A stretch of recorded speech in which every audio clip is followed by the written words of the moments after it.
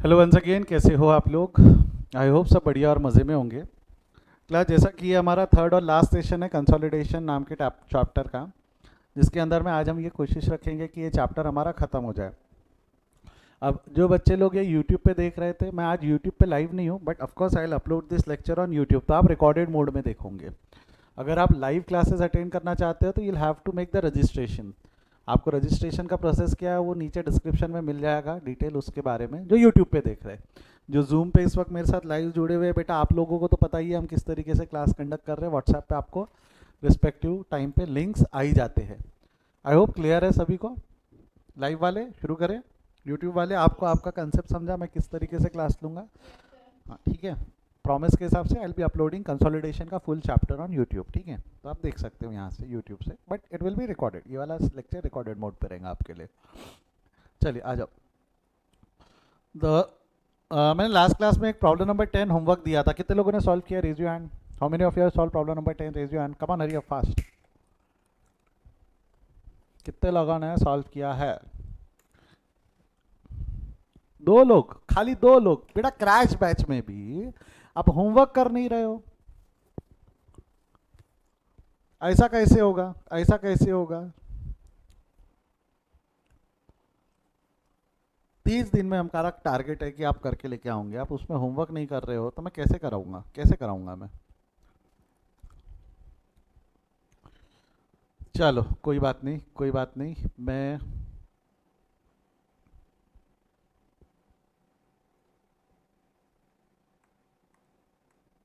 फिर भी कोशिश करता हूँ समझाने की। चलो sir, I miss to attend the last session, YouTube पे भी अवेलेबल। लास्ट सेशन तो यूट्यूब पे भी अवेलेबल था। चलो मैं फास्ट में सॉल्व कर दूँ इसको, फटाफट में। फटाफट में सॉल्व करके ख़त्म करते हैं। आज कुछ नई चीज़ें सीखेंगे हम उसके बाद में। The balance sheet of H limited on 31 March 2011 are given below. Liability side है, एसेट साइड है। लाइबिलिटी में कुछ आइटम है, एसेट में कुछ आइटम है। इसमें ध्यान रखना है, जो गड़बड़ कर सकता है वो जनरल रिजर्व सब्सिडरी के, होल्डिंग के जनरल रिजर्व और पी एंड एल का तो फर्क नहीं है, वो अपने रिस्पेक्टिव जगह पे चला जाता है। इसको संभालना होता है सब्सिडरी के। अगर आपने ये ढंग से संभाल लिया तो आधी जंग तो आप वहीं जीत चुके होते हो। H limited acquired the shares on 31 दिसंबर 2010। 31 दिसंबर 2010 को शेयर्स अक्वायर किया है। और बैलेंस शीट कौन सी डेट की है? 31 मार्च 2011। तो आपको नहीं लगता ये मिडिल ऑफ द ईयर है? 3 महीने पहले की एक्विजिशन है, तो उसमें अगर हम देखें तो 9 महीने प्री जाते हैं और 3 महीने पोस्ट जाते हैं। अगर मैं मोटा मोटी टाइमलाइन बनाऊँ तो the timeline will look like this. हमारा साल कब से शुरू हुआ है? 1/4/2010, ख़त्म होगा 31/3/2011। डेट ऑफ एक्विजिशन जो आएंगी आपकी 31/12/2010 को आएंगी। यहाँ अक्वायर किया है तो ये पीरियड हो गया प्री, ये पीरियड हो गया पोस्ट। प्री पीरियड कुछ 9 महीने का जा रहा है, पोस्ट पीरियड कुछ 3 महीने का जा रहा है, if I am not wrong. यहाँ तक जमता है? क्लियर? बढ़ू आगे? ठीक है।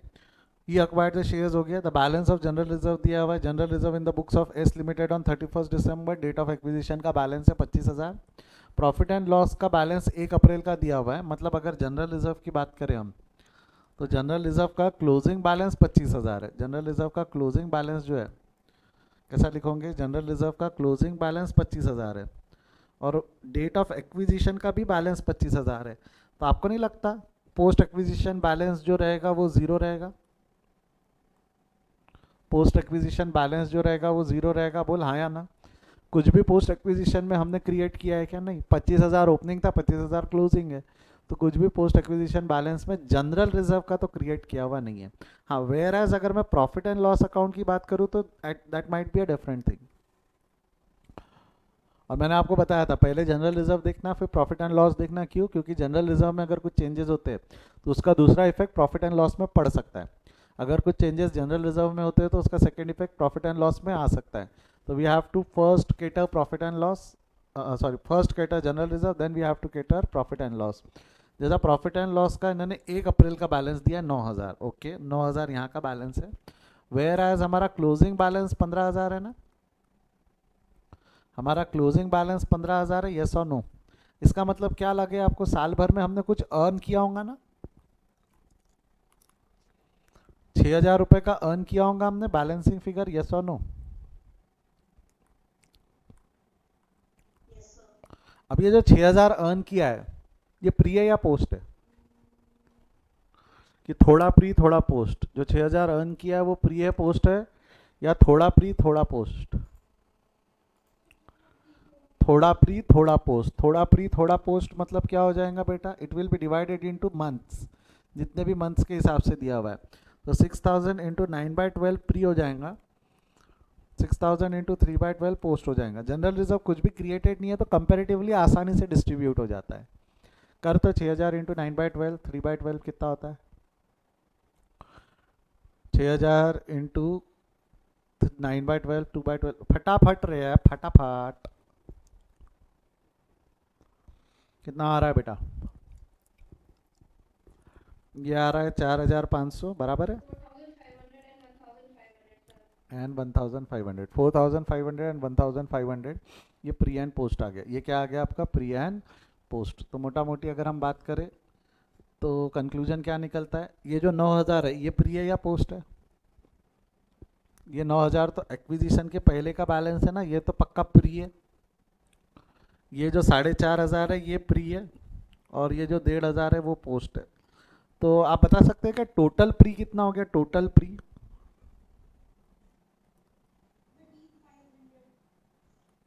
13,500, ये टोटल प्री एक्विजिशन बैलेंस हो गया। 13,500 ये टोटल प्री एक्विजिशन बैलेंस हो गया। देख ले 13,500 प्री है, हाईलाइट भी कर देता हूँ आपके लिए।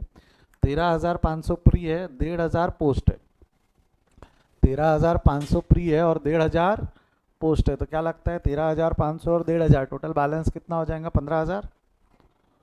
टोटल बैलेंस कितना हो जाएगा? 15,000। यस और नो?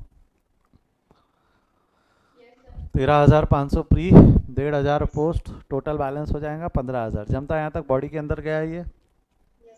पक्का? कोई डाउट? आगे बढ़ू यहाँ से?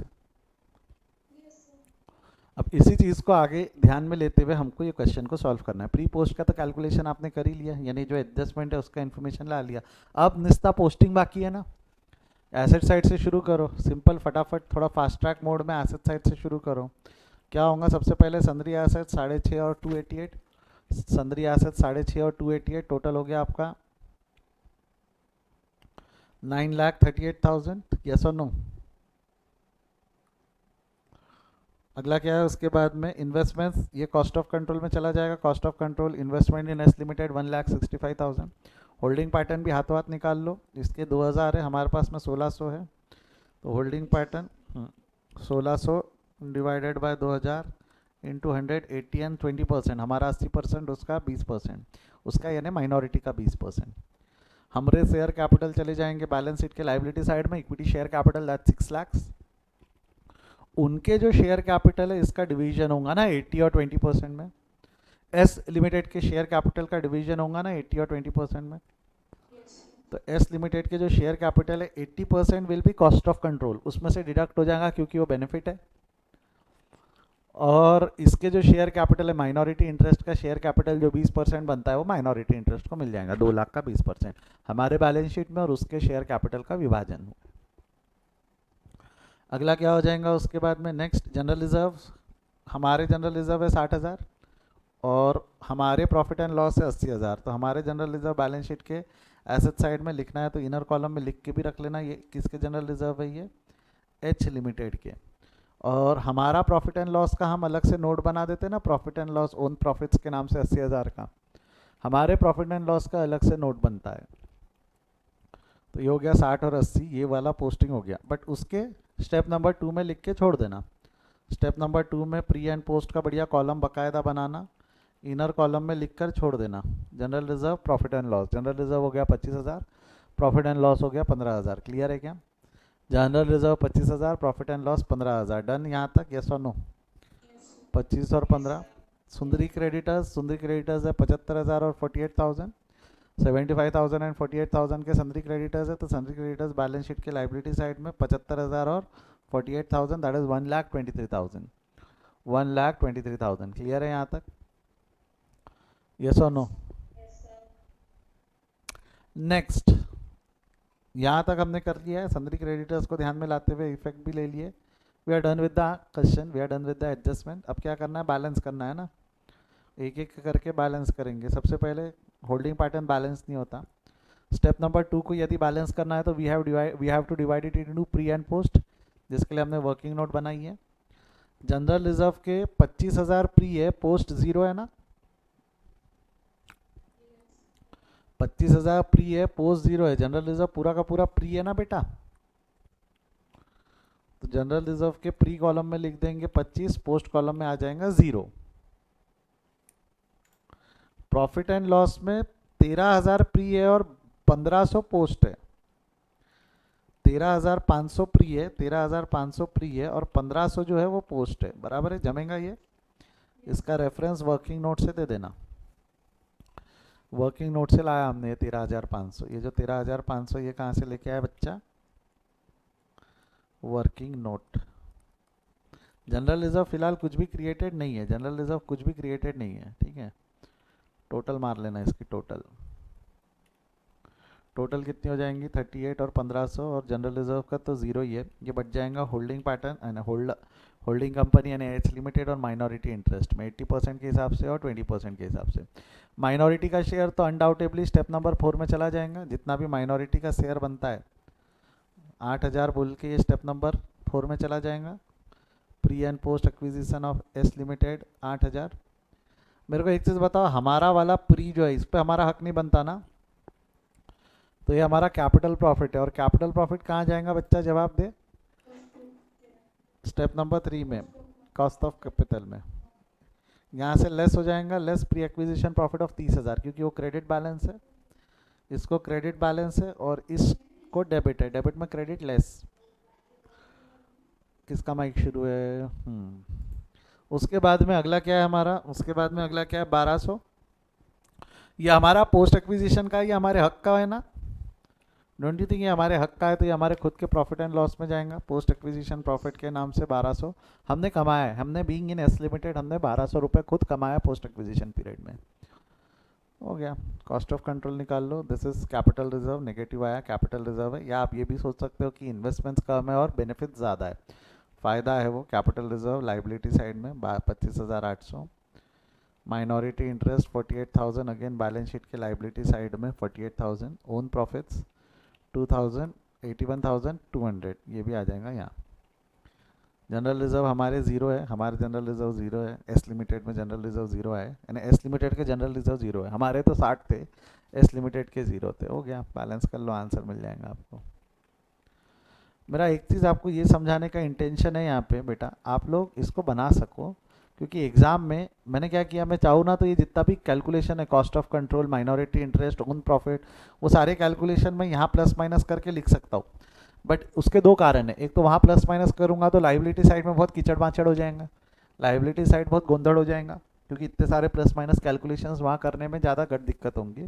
और दूसरा, आपको cost of control, minority interest, own profit ये अलग से निकालते आना चाहिए, क्योंकि इसके ऊपर में एमसीक्यू बन सकता है, इसके ऊपर में सीधा सीधा एमसीक्यू आपसे एग्जाम में पूछा जा सकता है। तो ये कैलकुलेशंस हमको अलग से करते आने चाहिए, समझा क्या? ये कैलकुलेशंस हमको अलग से करते आने चाहिए, समझा क्या? यस और नो बोलो, हाँ या ना। पक्का? कोई डाउट है यहाँ तक?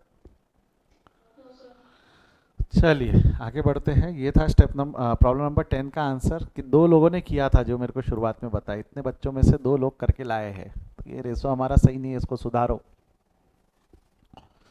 लिख लो फटाफट, those who want to write it down, screenshot ले लो। लाइव वाले स्क्रीनशॉट ले सकते हैं, रिकॉर्डेड वाले आपको पॉज करके लिखना पड़ेगा।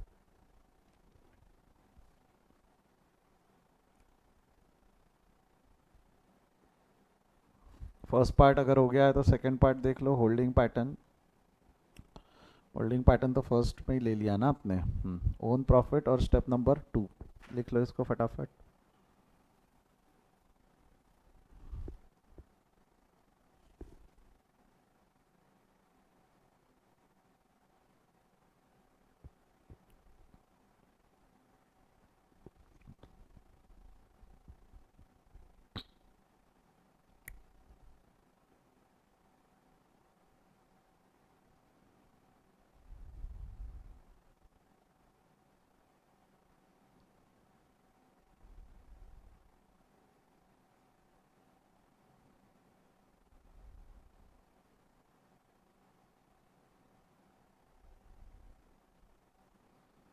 चलिए बढ़ो आगे। कोई डाउट है यहाँ तक?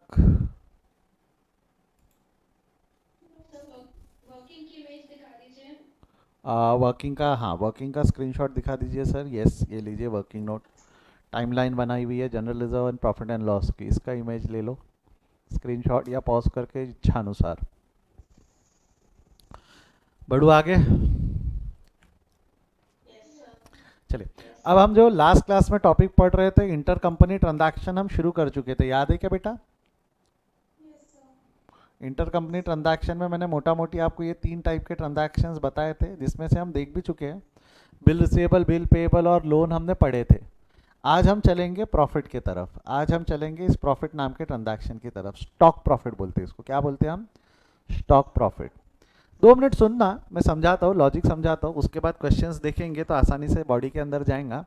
पर पहले लॉजिक समझे इसका। लॉजिक समझते हैं पहले कि स्टॉक प्रॉफिट में इंटर कंपनी कहाँ से, स्टॉक प्रॉफिट में इंटर कंपनी कहाँ से पॉसिबल हो सकता है। मान के चलो सेलर, मान के चलो सेलर और बायर ऐसे 2 लोग रहते, ठीक है। मान के चलो एच लिमिटेड ने एस लिमिटेड को माल बेचा, एच लिमिटेड ने एस लिमिटेड को माल बेचा, ठीक है। और ये माल से 20,000 रुपए का माल बेचा है। कितने का माल बेचा है? 20,000 रुपए का माल एस लिमिटेड ने एच लिमिटेड को I बेचा can है, learn जिसके to अंदर में understand you much better if I can हाँ get जाओ, familiar. हाँ, इसकी कॉस्ट जो थी, इसकी कॉस्ट जो थी से 15,000 रुपए थी, और इसने इसके ऊपर में प्रॉफिट जोड़ा है 5,000 रुपए का। तो सेलिंग प्राइस कितनी होंगी? 20,000 रुपए। ये समझा क्या? सेलिंग प्राइस कितनी होंगी? 20,000 रुपए, हाँ या ना? ये समझा क्या? यस और नो? अब मेरे को बताओ ये स्टॉक किसके पास है? क्लोजिंग स्टॉक किसके पास पड़ा है? नहीं, हाँ, स्टॉक किसके पास में है? एस लिमिटेड के, ठीक है। तो ये एस लिमिटेड के जो स्टॉक है, ये 20,000 का स्टॉक होगा ना, उसका उसका 20,000 का स्टॉक होगा। मेरे एक सवाल का जवाब दे दो, प्रॉफिट किसने कमाया? Who earn profit? Who earn profit? H limited ने। बहुत ही बढ़िया। स्टॉक किसके पास है? स्टॉक किसके पास है? एस लिमिटेड के पास में स्टॉक है। अब मेरे को एक चीज़ बताओ, मेरे को एक चीज़ बताओ, जब हम कंसोलिडेटेड स्टेटमेंट बनाएंगे, जब हम कंसोलिडेटेड स्टेटमेंट बनाएंगे, ये इस तरीके से जब स्टेटमेंट हमारा कंसोलिडेटेड बनेगा, ये जब हम बैलेंस शीट बनाएंगे, तो बैलेंस शीट में आपको नहीं लगता है यहाँ पे प्रॉफिट एंड लॉस लिखा जाता है? बैलेंस शीट में यहाँ प्रॉफिट एंड लॉस लिखा जाता है, और यहाँ कहीं पे तो भी इन्वेंट्री बोल के स्टॉक लिखा जाएगा। अच्छा, profit and loss H limited का भी लिखा जाता है और एस लिमिटेड का भी लिखा जाता है। बस फर्क इतना है, एच लिमिटेड एस लिमिटेड का स्टॉक हम ये स्टेप नंबर 5 से लेके आते। कहाँ से लेके आते? ये स्टेप नंबर 5 से लेके आते ना, जिसको हमने पोस्ट एक्विजिशन ऐड किया रहता, post acquisition of S limited add करके हम स्टेप नंबर 5 से लेके आते। अभी के लिए मैंने स्टेप नंबर 5 को यहीं बना दिया, चलेगा क्या? ओन प्रॉफिट है, उसमें post acquisition profit of S limited add कर दिया तो प्रॉफिट एंड लॉस आता। यहाँ पे स्टॉक रहता है एस लिमिटेड का, यानी एच का और एस का, दोनों का स्टॉक रहेगा। मेरे एक सवाल का जवाब दो, मेरे एक सवाल का जवाब दो, ये जो 20,000 का जो स्टॉक है, आपको नहीं लगता ये 20,000 का स्टॉक हमारे बुक्स में, एस लिमिटेड के बुक्स में दिख रहा होगा?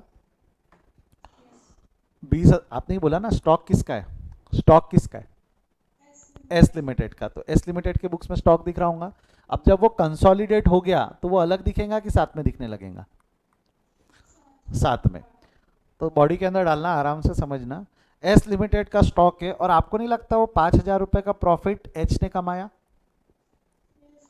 तो 5,000 का प्रॉफिट एच के बुक्स में दिख रहा होगा।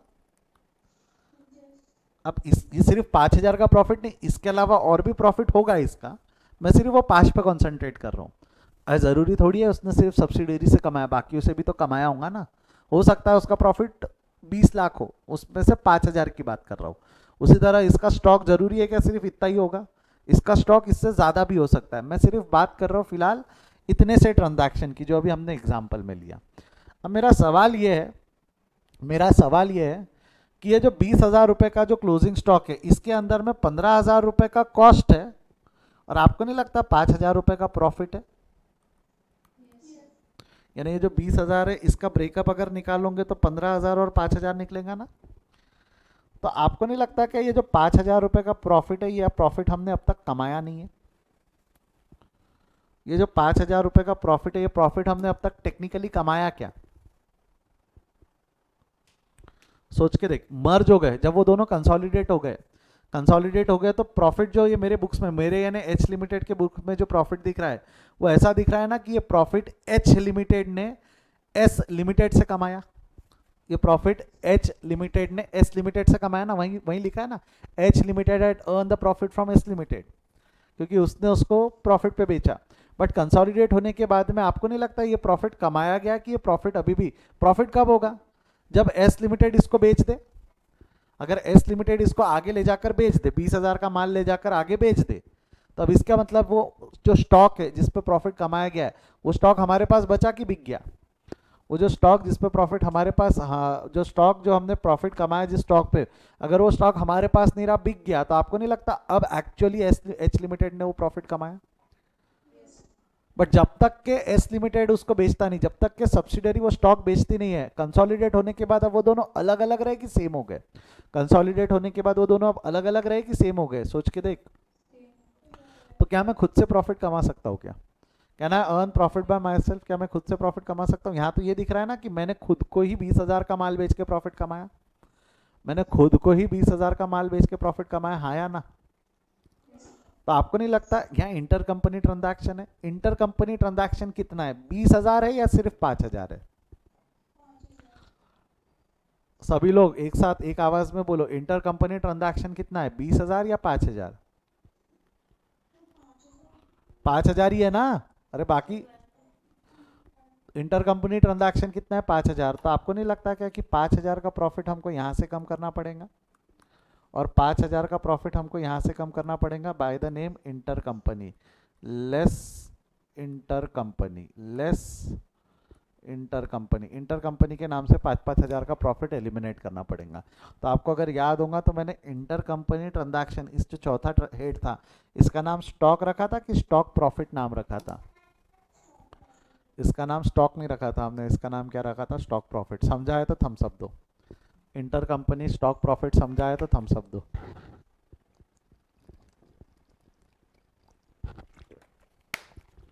हमको क्या एलिमिनेट करना है? हमको स्टॉक नहीं, हमको प्रॉफिट एलिमिनेट करना है, ये समझा है? अब एक केस और देख रहा हूं मैं, ठीक है, ये मिटा देता हूं, ये समझ में, एक मिनट, मिटाने की जगह लेट्स राइट इट डाउन, नीचे लिखता हूं। अब मोटा मोटी कंसेप्ट समझा? मान लो अगर सेलर बायर, दो लोग होते हैं, सेलर बायर, ठीक है। अब प्रॉफिट किसने कमाया ये सवाल है, ठीक है, सेलर बायर और प्रॉफिट किसने कमाया? और एक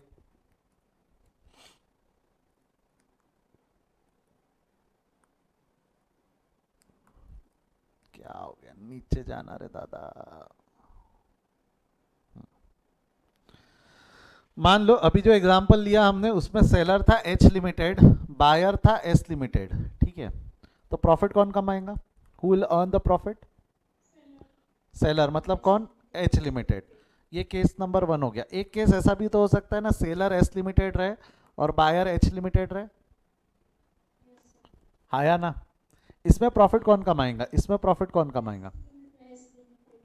तो अब मेरे को बताओ, जो इंटर कंपनी ट्रांजैक्शन रहेंगी, इंटर कंपनी ट्रांजैक्शन जो है वो प्रॉफिट से रिलेटेड है, जिसके दो इफेक्ट देने, दो इफेक्ट कहाँ कहाँ देने पड़ते हैं? इंटर कंपनी एलिमिनेशन के दो इफेक्ट कहाँ कहाँ जाएंगे बेटा? एक जाएगा प्रॉफिट में, एक जाएगा स्टॉक में, बराबर है? तो मेरे को एक चीज बताओ, जब मैं प्रॉफिट में इफेक्ट दूंगा तो प्रॉफिट में किसके प्रॉफिट में इफेक्ट दूंगा? फर्स्ट केस में जिसमें एच लिमिटेड ने प्रॉफिट कमाया, तो एच लिमिटेड के प्रॉफिट से कम करेंगे ना हम। अब एच लिमिटेड का प्रॉफिट हमारे पास कौन से स्टेप में होता है? 1 2 3 4 5, कौन से स्टेप में होता है? इसका इफेक्ट जाएगा स्टेप नंबर 5 में, इसका इफेक्ट कहाँ जाएगा? Step number 5। ये अच्छे से समझो। और ये स्टॉक तो बैलेंस शीट में ही जाएगा ना, इन्वेंट्री तो बैलेंस शीट के एसेट साइड में ही रहती है ना, इन्वेंट्री तो बैलेंस शीट के एसेट साइड में ही रहती है ना, बैलेंस शीट के एसेट साइड से स्टॉक में से ये माइनस हो जाएगा। वेयर एज दूसरे केस में मेरे एक सवाल का जवाब देना, प्रॉफिट किसने कमाया? इफ द एस लिमिटेड है अर्न द प्रॉफिट, और एस लिमिटेड का प्रॉफिट कहाँ होता है? एस लिमिटेड का प्रॉफिट कहाँ होता है? Step number 1 2 3 4, step number 2। अब स्टेप नंबर 2 में है तो इसमें लफड़ा है कि भाई प्री में डालू या पोस्ट में डाल लूँ। आपको नहीं लगता वो दिमाग लगाना पड़ेगा कि भाई एस लिमिट, क्योंकि एस लिमिटेड में कॉलम एक नहीं होते, दो कॉलम होते हैं ना प्रॉफिट एंड लॉस के, एक प्री एक्विजिशन और एक पोस्ट एक्विजिशन। तो आपको नहीं लगता एस लिमिटेड का प्रॉफिट हमको देखना पड़ेगा कि ये एक्विजिशन से पहले कमाया हुआ प्रॉफिट है कि एक्विजिशन के बाद कमाया हुआ प्रॉफिट है। तो हमको ये देखना पड़ेगा कि माल कब बेचा गया है, हमको ये देखना पड़ेगा कि माल कब बेचा गया है। समझा क्या? तो ये थोड़ा समझेंगे जब हम क्वेश्चन में आएंगे तब। एस देखो, अगर होल्डिंग ने प्रॉफिट कमाया तो दिक्कत नहीं है, होल्डिंग के इसमें प्री पोस्ट का कॉलम नहीं होता है, स्टेप नंबर 5 में एडजस्ट हो जाता है। बट अगर सब्सिडरी कमाया तो प्री और पोस्ट का टेंशन लेना पड़ता है। वेयर एज याले केस में भी दूसरा इफेक्ट तो बैलेंस शीट में ही जाएगा ना, याले केस में भी दूसरा इफेक्ट तो बैलेंस शीट में ही जाएगा ना, यस और नो? तो ये क्या हो गए आपके स्टॉक प्रॉफिट एडजस्टमेंट हो गए। आप चाहो तो इसको लिख के रखना चाहो तो लिख के रख लो, स्टॉक प्रॉफिट के एडजस्टमेंट्स है ये, एडजस्टमेंट्स आपको देने कंपनी, इंटर कंपनी एडजस्टमेंट इस तरीके से एडजस्ट करना है। If you want to write it down, इसको लिख के रख लो, स्टॉक प्रॉफिट एडजस्टमेंट। वैसे लॉजिकल है, जिसका प्रॉफिट उसके प्रॉफिट में, जिसका एसेट जिसका स्टॉक उसके स्टॉक में से, लॉजिकल है। बट फिर भी कई बच्चों को बाद में समझने में दिक्कत जा सकती है, तो अगर आप चाहो तो ये लिख कर रख सकते हो।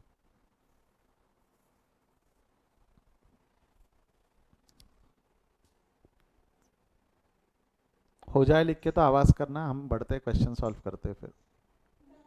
डन? स्क्रीनशॉट ही ले लो ना।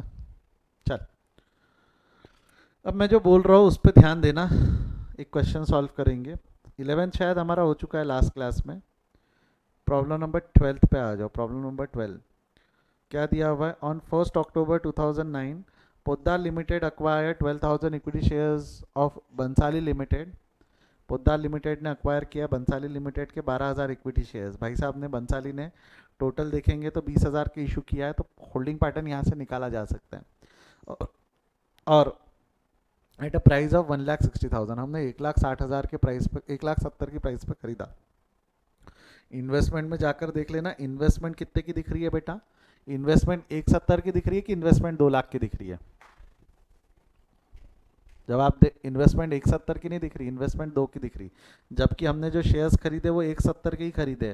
तो आपको नहीं लगता ये 2,00,000 के अंदर में 1,70,000 एस लिमिटेड नहीं है ना, होल्डिंग सब्सिडरी, 1,70,000 बंसाली के शेयर्स है, बंसाली में इन्वेस्ट किया हुआ है, इन्वेस्टमेंट इन बंसाली। और जो 30,000 के इन्वेस्टमेंट है वो अदर्स में है ना। ये समझा क्या? 2,00,000 की इन्वेस्टमेंट है, तो ज़रूरी है क्या पूरी की पूरी इन्वेस्टमेंट सिर्फ सब्सिडरी में हो? मैं क्या दूसरे कंपनी के शेयर्स नहीं खरीद सकता क्या? मैंने दूसरे कंपनी के शेयर्स नहीं खरीदने के एलिजिबल हूँ क्या? हूँ, मैं पूरा एलिजिबल हूँ। मैंने दूसरे कंपनी के भी शेयर्स अक्वायर कर रखे हैं 30,000 से, दूसरे कंपनी के भी शेयर्स मैंने अक्वायर कर रखे 30,000 से। समझा है तो थम्स अप दो, समझा है तो थम्स अप दो।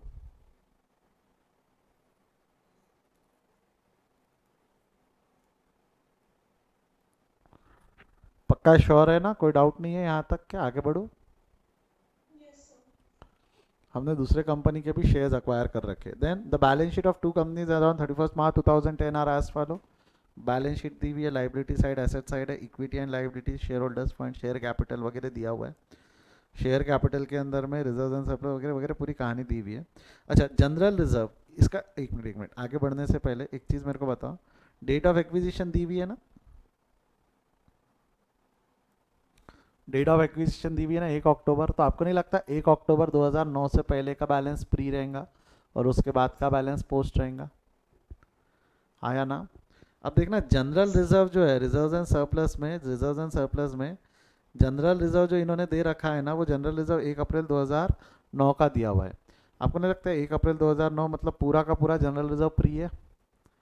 1 अप्रैल 2009 मतलब पूरा का पूरा जनरल रिजर्व प्री है, हाँ या ना? 1 अप्रैल 2009 है मतलब पूरा का पूरा जनरल रिजर्व प्री है, पूरा का पूरा जनरल रिजर्व क्या है? Pre. And profit and loss दिया हुआ है 1 अप्रैल 2009 का। 1 अप्रैल 2009 का मतलब ये वाला भी प्रॉफिट एंड लॉस पूरा का पूरा प्री हो गया ना, ये वाला भी प्रॉफिट एंड लॉस पूरा का पूरा प्री हो गया।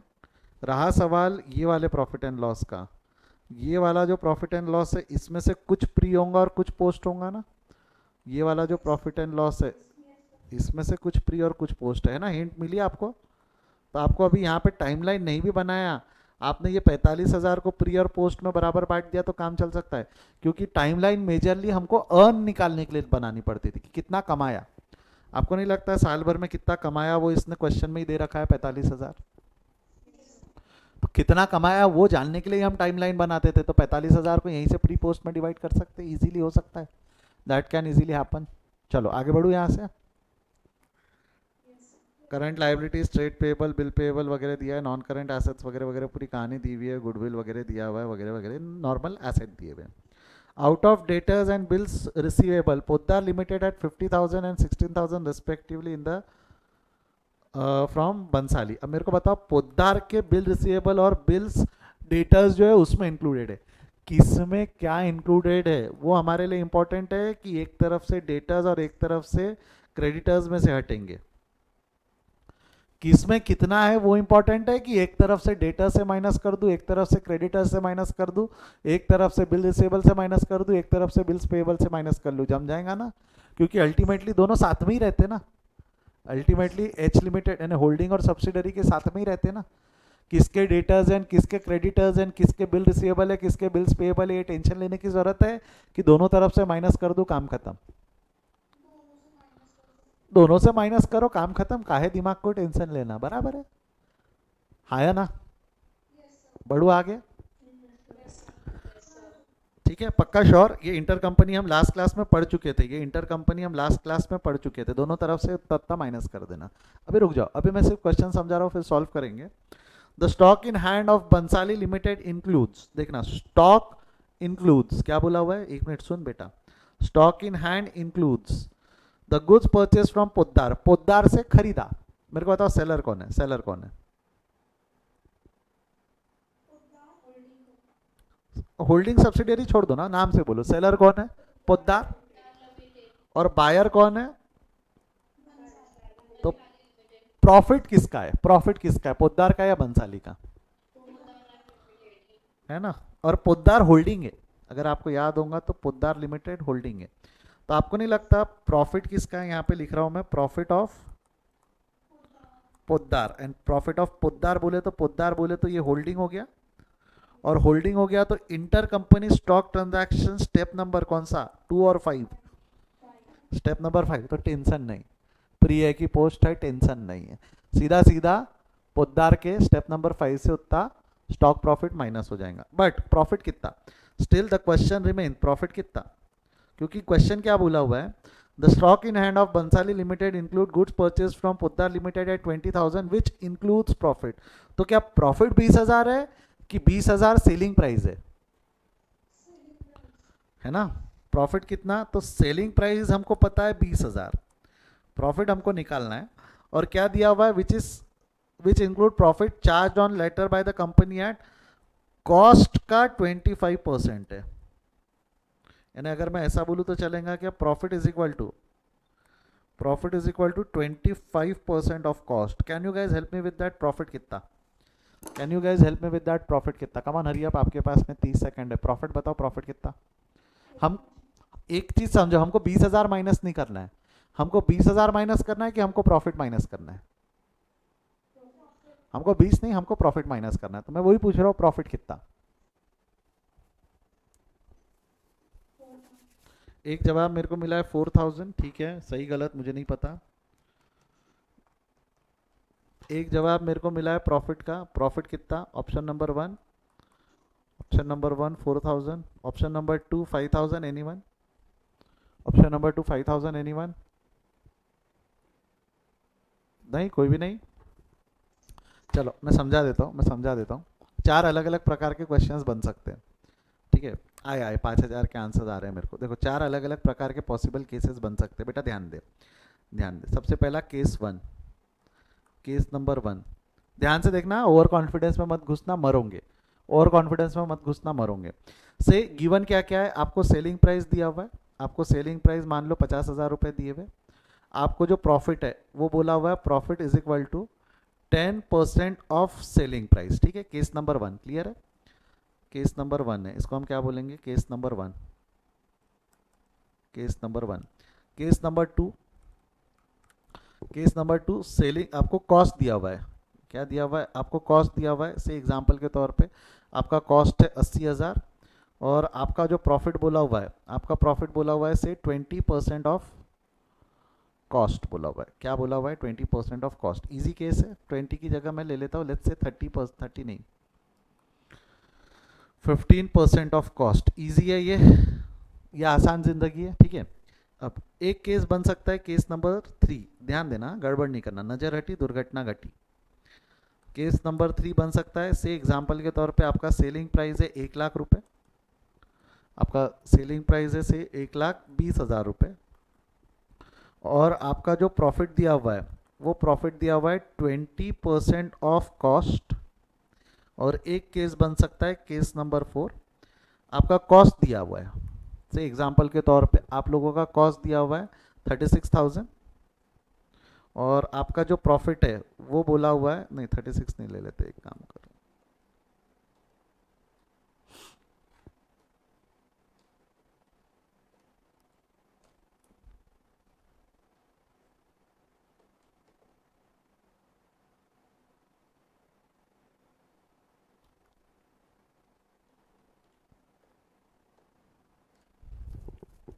दो लाख 25,000, और से आपका जो प्रॉफिट दिया हुआ है, प्रॉफिट दिया हुआ है 25% ऑफ सेलिंग प्राइस। ऐसे चार अलग अलग केसेस बन सकते हैं, ऐसे चार अलग अलग केसेस बन सकते हैं। एक मिनट, क्या लगता है एक भी केस रिपीट हुआ है कि चारों अलग अलग है? एक भी केस रिपीट है कि चारों अलग अलग है? सोच समझ के जवाब देना। देख ले, मैं हाईलाइट कर देता क्या फ़र्क है, क्या फ़र्क है। यहाँ पे हमको सेलिंग प्राइस दी हुई है और परसेंटेज सेलिंग प्राइस का है, प्रॉफिट का परसेंटेज सेलिंग प्राइस का है। यहाँ पे कॉस्ट दी हुई है, प्रॉफिट का परसेंटेज कॉस्ट का है। ये आसान है, पहले केस 1 केस 2 आसान है, बट यहाँ सेलिंग प्राइस दी हुई है और प्रॉफिट का परसेंटेज कॉस्ट का है। यहाँ कॉस्ट दिया हुआ है और प्रॉफिट का परसेंटेज सेलिंग प्राइस का है, अलग है भाई। चारों केस अलग अलग है, चारों केस अलग अलग है, समझा यहाँ तक? अब इसको सॉल्व करने के तरीके क्या है? ये तो एकदम इजी सॉल्यूशन। यहाँ पे अगर मैं आपको पूछूं प्रॉफिट कितना, यहाँ यदि अगर मैं आपको पूछूं प्रॉफिट कितना, बता सकते हो क्या प्रॉफिट कितना?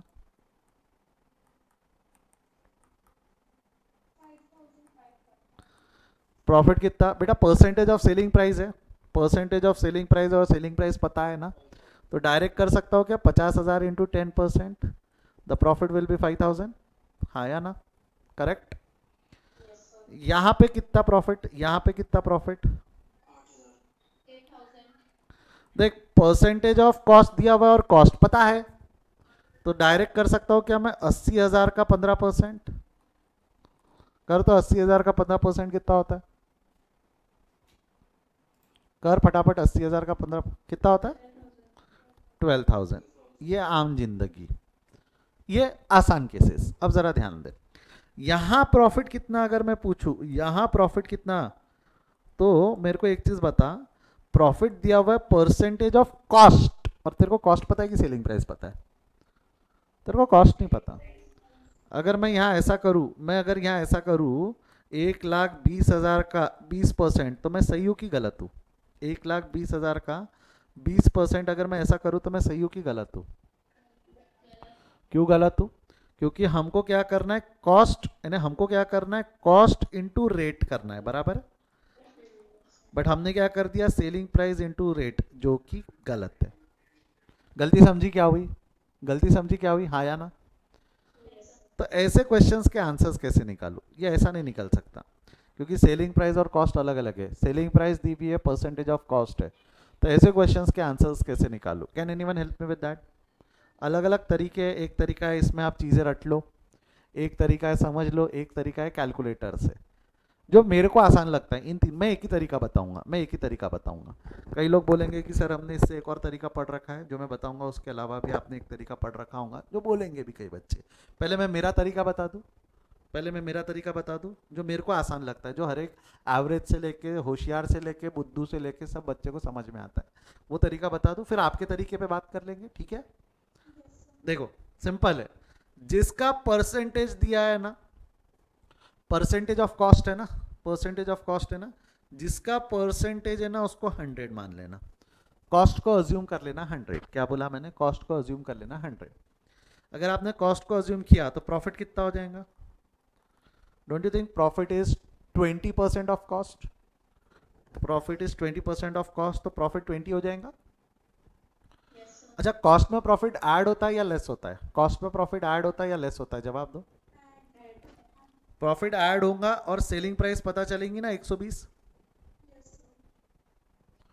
अब हमारा ये पर 100 यूनिट्स का है, बट हमारा सेलिंग प्राइस 120 था कि 1,20,000 था? ओरिजिनल सेलिंग प्राइस 1,20,000 था। तो फिर प्रॉफिट जानना है तो 20 के लिए कितना? Don't you think we can easily do cross multiplication now? 1,20,000 into 20 divided by 120 कितना आएगा?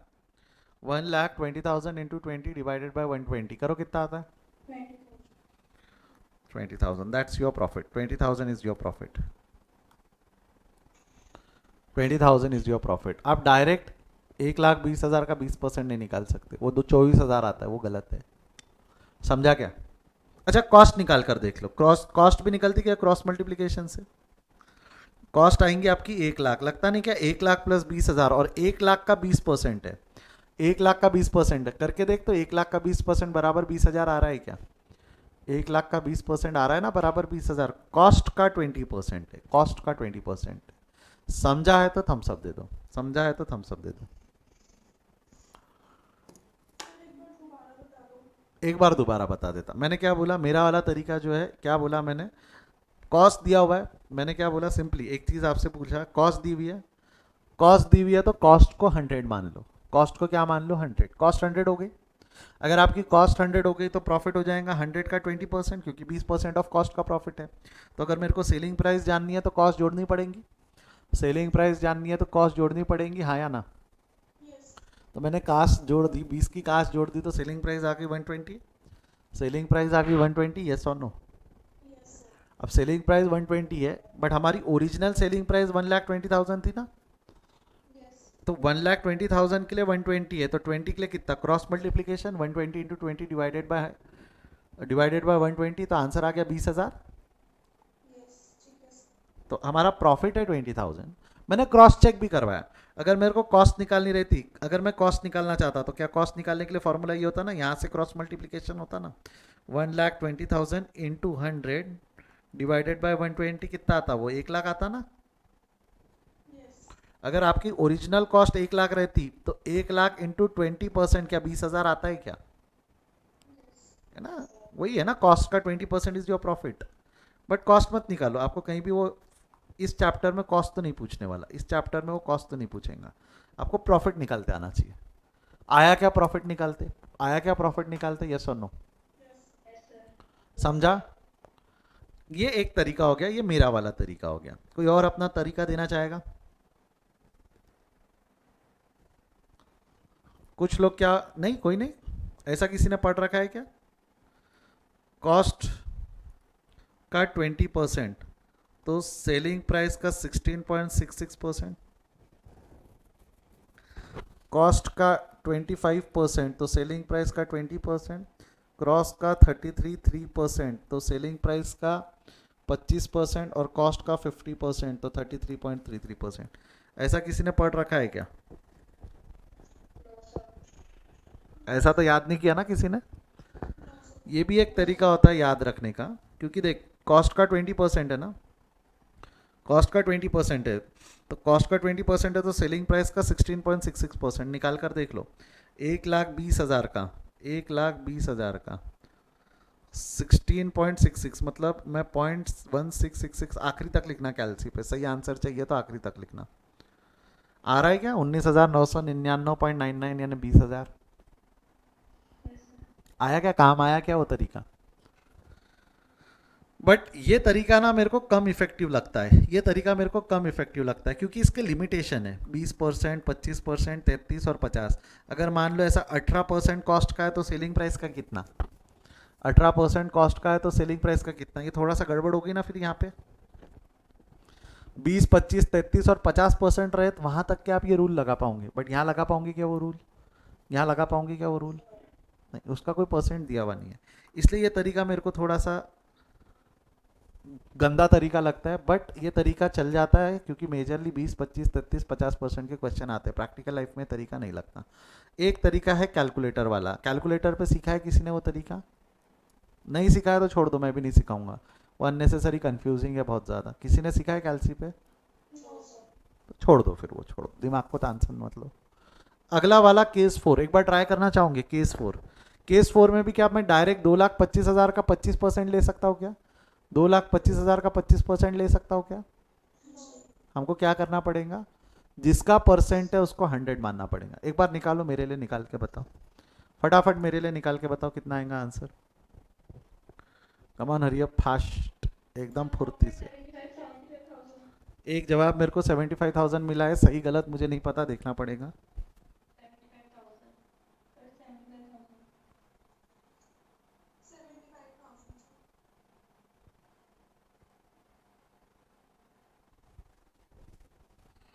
75,000 आ रहा है बोल रहे सब बच्चा लोग मिलके एक ही आवाज में 75 चिल्ला रहे हो।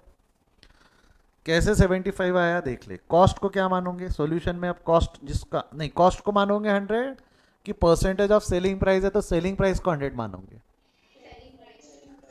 सेलिंग प्राइस को आप 100 मानोगे। सेलिंग प्राइस 100 हो गया तो आपका प्रॉफिट कितना हो जाएगा? Profit will be 25% of selling price, यानी 25, 100 का 25% 25 होता है। अब मेरे को बताओ कॉस्ट पता चलेंगी ना, सेलिंग प्राइस में से प्रॉफिट हट के कॉस्ट पता चलेंगी। कॉस्ट कितनी होंगी? कॉस्ट जानने के लिए सेलिंग, ये माइनस होगा ना 75,000, सॉरी 25 माइनस होकर 75 आएगा। और आपको कॉस्ट मालूम है, कॉस्ट के लिए 2,25,000 है, दिस इज गिवन। तो प्रॉफिट के लिए कितना? Don't you think we can do the cross multiplication now? कैसे करोगे क्रॉस मल्टीप्लीकेशन? तो प्रॉफिट यानी question mark is equal to, ये जो है ये क्वेश्चन मार्क मतलब प्रॉफिट है ना, प्रॉफिट इज इक्वल टू कितना हो जाएगा? 2,25,000 इंटू 25 डिवाइडेड बाय 75 कर कितना हो रहा है ये? बॉडी के अंदर गया क्या? तो चार अलग अलग पॉसिबल केसेस क्या क्या हो सकते हैं ये समझे? चारों केसेस, ये चार केस लिख के रख लो, कहीं स्क्रीनशॉट ले लो, बेटर रहेगा।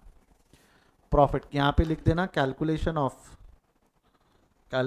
Of cost and selling price, यानी कॉस्ट, सेलिंग प्राइस या प्रॉफिट, उसके ये चार केसेस है।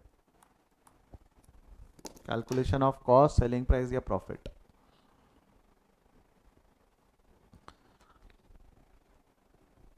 कुछ नहीं, एग्जाम में सिर्फ ये कॉस्ट कितना एंड प्रॉफिट कितना पे एमसीक्यू बन सकता है। नहीं लगता आपको ये एक एमसीक्यू केस नंबर 3 और 4 प्रोबेबल एमसीक्यू का ऑप्शन है? प्रोबेबल एमसीक्यू बन सकता है यहाँ से। अपन ने छोड़ दिया ऑप्शन में, पढ़ा ही नहीं है ये। पहले इंटर कंपनी नहीं आता हमको, इंटर कंपनी ट्रांजैक्शन डिफिकल्ट है। अरे कैलकुलेशन तो सीख, कैलकुलेशन तो सीख।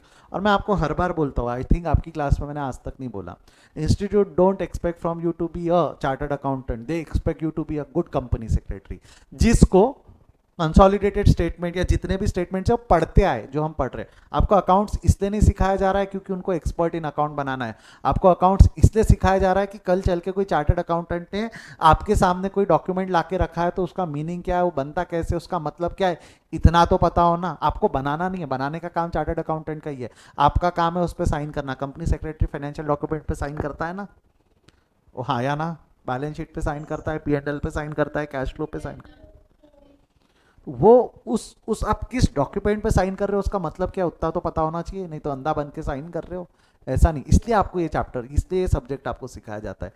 दे don't want you to be an expert, but थोड़ा बहुत नॉलेज आपको होना चाहिए, ऐसा इसलिए, ठीक है। छोटे छोटे बहुत बेसिक क्वेश्चंस पूछते हैं हम, अननेसेसरी घबराते हैं इस चैप्टर, इस सब्जेक्ट को लेके। रिपोर्टिंग को लेके, थ्योरी पार्ट को लेके आपसे थोड़े से क्वेश्चंस ज़्यादा पूछे जाते हैं, बट मैंने बताया रिपोर्टिंग थ्योरी पार्ट हम एमसीक्यू के माध्यम से बेटर तरीके से और समझेंगे उसको, ठीक है। चलो हम आगे बढ़ते हैं, यहाँ से हम आगे बढ़ते हैं। तो आप मेरे को ये बताओ, याले केस में प्रॉफिट कितना? हमने अल्टीमेटली ये वाला केस सॉल्व करना है, इस केस में प्रॉफिट कितना? जल्दी फास्ट थोड़ा। 4,000। प्रॉफिट कितना हो जाएगा? 4,000। क्यों 4,000? क्योंकि प्रॉफिट दिया हुआ है परसेंटेज ऑफ कॉस्ट और हमको सेलिंग प्राइस पता है, तो हम डायरेक्ट नहीं निकाल सकते ना। हमको क्या करना पड़ेगा, जिसका परसेंटेज है उसको 100 मानना पड़ेगा, कॉस्ट 100 हो जाएगा, तो हमारा प्रॉफिट कितना हो जाएगा? Profit will be 25। तो हमारा सेलिंग प्राइस कितना आएगा? सेलिंग प्राइस 125, और 125 के लिए 20,000 है, तो 25 के लिए कितना? Cross multiplication 20,000 into 25 divided by 125, कितना आ रहा है बेटा आंसर बोल? The answer is 4,000। जिन्होंने 5,000 दिया उनको गलती समझी? जिन्होंने आंसर 5000 दिया उन्होंने क्या किया, उन्होंने वो गलती की, रुकी मिस्टेक, 20,000 इंटू 25%। डायरेक्ट क्या किया उन्होंने, सेलिंग प्राइस में कॉस्ट का परसेंटेज मल्टीप्लाई कर दिया। ये गलत है, ये गलत है। आंसर है 4000, तो हमको इंटर कंपनी प्रॉफिट 4000 माइनस करना है। इंटर कंपनी प्रॉफिट 4000 माइनस करना है। ये समझा है तो थम्स अप दे दो। प्रॉफिट है होल्डिंग कंपनी का कितना है, 4000। प्रॉफिट है होल्डिंग कंपनी का कितना है, 4000। अब कुछ नहीं बचा इस क्वेश्चन में, अब कुछ नहीं बचा। धड़ाधड़ पोस्टिंग करके हम खत्म कर सकते हैं। करें पोस्टिंग, करें इसको फास्ट। एक बार इतना कंसेप्ट हमको पता है तो अब से टाइम लगाओ इस क्वेश्चन को सॉल्व करने को। कितना टाइम लगता है, अब से टाइम लगाओ कि इस क्वेश्चन को देखो। 15 मार्क के लिए आया है दिसंबर 2010 में क्वेश्चन। कितने मार्क का क्वेश्चन है, 15। जो ओल्ड कोर्स वाले बच्चे अगर हमारे साथ में हो, 15 मार्क फुकट के रहते हैं। मैं आपको पहले ही बोल रहा हूँ, कंसोलिडेशन आप ऑप्शन में छोड़ के जाते हो। चलो एसेट से शुरू कर रहा हूँ मैं। एसेट मैंने आपको बताया कंफर्टेबल बच्चे लोग एसेट साइड से होते हैं। एसेट साइड से शुरू करो। एसेट साइड में कहाँ गया, ये रहा। एसेट साइड से शुरू करो। एसेट साइड में क्या हो जाएगा आपका, एसेट साइड में land and building, plant and machinery. लो land and building, plant and tangible में land and building. Land and building Poddar Bansali, Poddar Bansali 4 lakh 1 lakh. Format बनाना, फॉर्मेट आपके लिए कोई बहुत ज़्यादा मायने नहीं रखता एमसीक्यू होने की वजह से, बट ओल्ड कोर्स वाले आपके लिए फॉर्मेट मायने रखता है क्योंकि आपको पूरा सॉल्व करना है। देन प्लांट एंड मशीनरी, क्या है प्लांट एंड मशीनरी, पोद्दार और बंसाली कितना है प्लांट एंड मशीनरी, 5 लाख और 1 लाख। टोटल मैं बाद में लिख लूँगा, चलेगा किसी को कोई आपत्ति? अगर मैं टोटल बाद में एक साथ लिखूँ तो किसी को कोई आपत्ति क्या? पहले इनर कॉलम तो बना लूँ।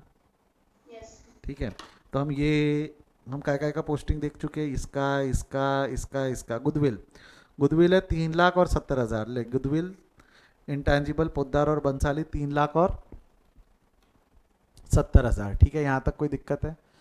अगला एक चीज़ ध्यान रखना, बस बैक ऑफ द माइंड रखना कि क्वेश्चन में गुडविल है। बैक ऑफ द माइंड में बस रखना कि क्वेश्चन में गुडविल है। मैं आगे कनेक्ट करवा के दूंगा एक जगह पे ये टॉपिक। ठीक है, अच्छा नॉन करेंट इन्वेस्टमेंट अब तक भूल तो नहीं गए ना? नॉन करेंट इन्वेस्टमेंट 2 लाख की है।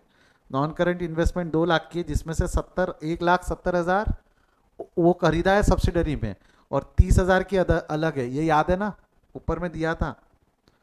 1,70,000 की हमने सब्सिडरी में डाला है और 30,000 की अलग है।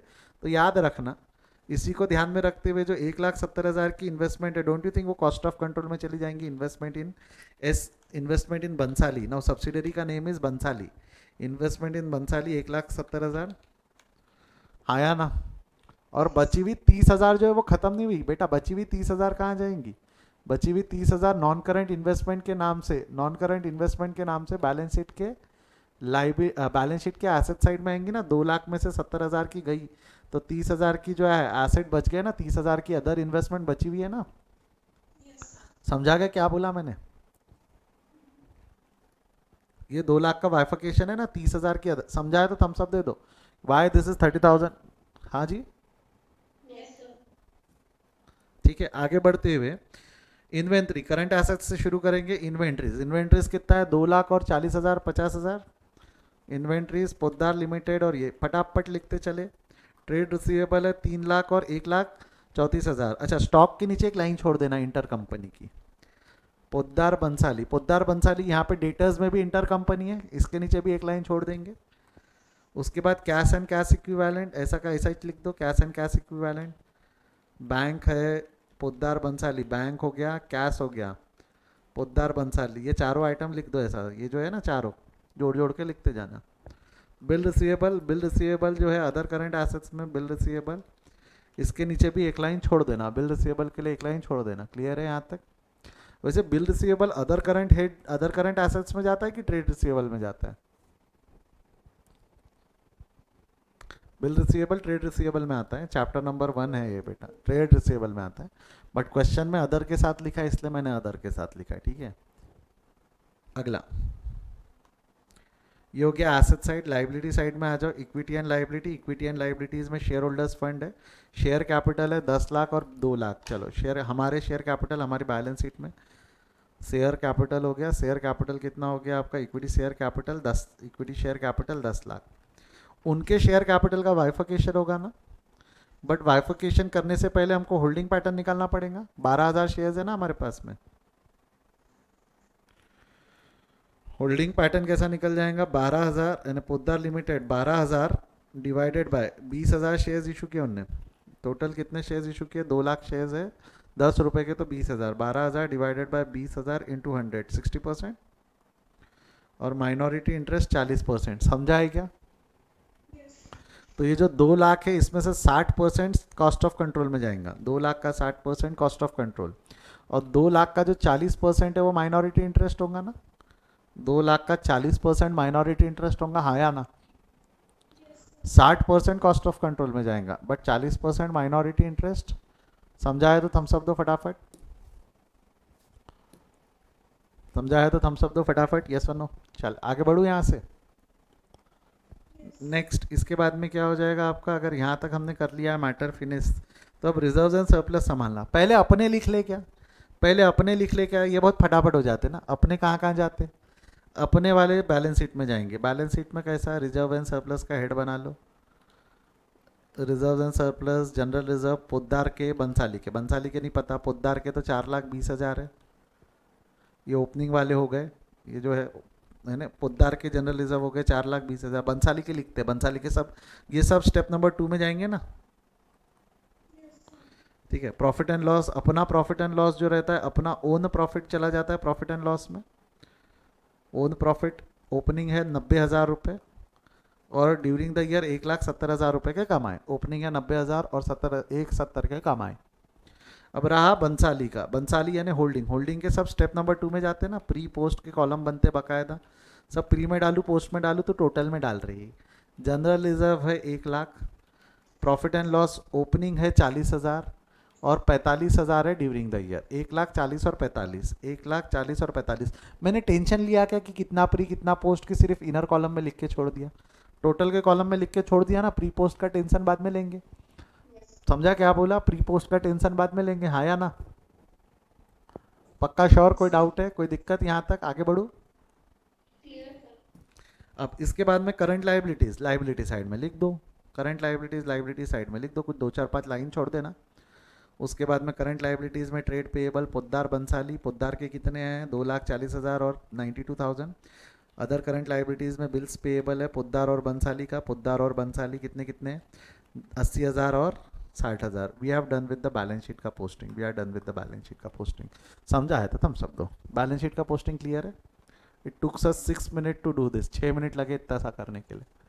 Now next thing, out of debtors and bill receivable, out of debtors and bill receivable 50,000 and 16,000, debtors है 50,000 के और बिल्स रिसीवेबल है 16,000 के। इंटर कंपनी है ना, किसके है क्या है वो मायने रखता है कि इंटर कंपनी माइनस कर दो। तो आपको नहीं लगता इंटर कंपनी यहाँ से डेटर्स जो है, डेटर्स कितने हैं, डेटर्स आपके 50, तो अगर डेटर 50,000 है तो क्रेडिटर्स, सॉरी क्रेडिटर्स में 50,000 होंगे ना, डेटर्स से 50,000 माइनस हुआ है तो वहाँ क्रेडिटर्स से 50,000 माइनस हो जाएगा। इंटर कंपनी सर किसके किससे माइनस कर रहे हो, अरे बाबा दोनों के साथ में ही लिखे हुए हैं, यानी अगर तू देखेगा तो actually this is included in the debtors of Poddar, Poddar के डेटर्स है, पोद्दार के डेटर्स है और बंसाली के क्रेडिटर्स है। कहीं कुछ भी कर, कुछ भी कर, है तो दोनों साथ में ही ना। अगर मान ले बंसाली के होते, बंसाली के होते और ये पोद्दार के होते तो क्या फर्क पड़ता, तो भी ऐसा ही करता ना तू, तो भी ऐसा ही करता ना, हाँ या ना? ठीक है आगे बढ़ रहा हूँ मैं। बिल रिसीवेबल माइनस कर देंगे, 16,000 के बिल रिसीवेबल है, 16,000 का बिल रिसीवेबल हो गया आपका पोद्दार, यहाँ से दोनों तरफ से 16,000 माइनस हो जाएगा, 16,000 इसका 16,000 उसका। बढ़ो आगे। उसी तरह इंटर कंपनी स्टॉक है, स्टॉक प्रॉफिट जिसको हम बोलते हैं, स्टॉक प्रॉफिट जिसको हम बोलते हैं। मेरे को बता प्रॉफिट किसका प्रॉफिट, प्रॉफिट किसका प्रॉफिट, होल्डिंग का या सब्सिडरी का? पोद्दार होल्डिंग का। अब मेरे को एक चीज़ बता, एक वर्किंग नोट बनानी पड़ेगी, वर्किंग नोट ये वाली चल जाएंगी, यहाँ लिख देता हूँ मैं, step number 3, step number 6 cost profit, नहीं इसको स्टॉक प्रॉफिट बोलेंगे, क्या बोलेंगे हम, स्टॉक प्रॉफिट। स्टॉक प्रॉफिट का वर्किंग नोट कैसा रहेगा, परसेंटेज ऑफ कॉस्ट दिया हुआ है तो कॉस्ट को हमने माना 100, तो आपका प्रॉफिट हो गया 25, तो आपका सेलिंग प्राइस हो गया 125, 125 के लिए 20,000 है तो 20 के लिए 25 के लिए कितना, तो ये क्रॉस मल्टीप्लिकेशन करो, आंसर आपका आया था 4,000। This is your answer 4,000। अब ये 4,000 किसका है, stock profit of H limited है ना, स्टॉक प्रॉफिट एच लिमिटेड का है ना, तो आपको नहीं लगता एच लिमिटेड के प्रॉफिट से माइनस होगा इंटर कंपनी 4000, एच लिमिटेड के प्रॉफिट से वो जो स्टेप नंबर 5 में एच लिमिटेड के प्रॉफिट से माइनस होगा, यानी पोद्दार, सॉरी एच लिमिटेड बोल दिया मैंने, ये पोद्दार होना चाहिए था, ये कौन होना चाहिए था, पोद्दार। पोद्दार का 4000 यहाँ से, और एच सब्सिडरी के स्टॉक में से, सब्सिडरी का स्टॉक मतलब बंसाली के स्टॉक में से 4000 माइनस होंगे ना, वो बंसाली का रहे या पोद्दार का रहे, स्टॉक का तो यहीं से माइनस होगा ना 4000, स्टॉक का तो यहीं से माइनस होगा ना 4000। बोल हाँ या ना। समझा है तो थम्सअप दे दो फटाफट, समझा है तो थम्सअप दे दो।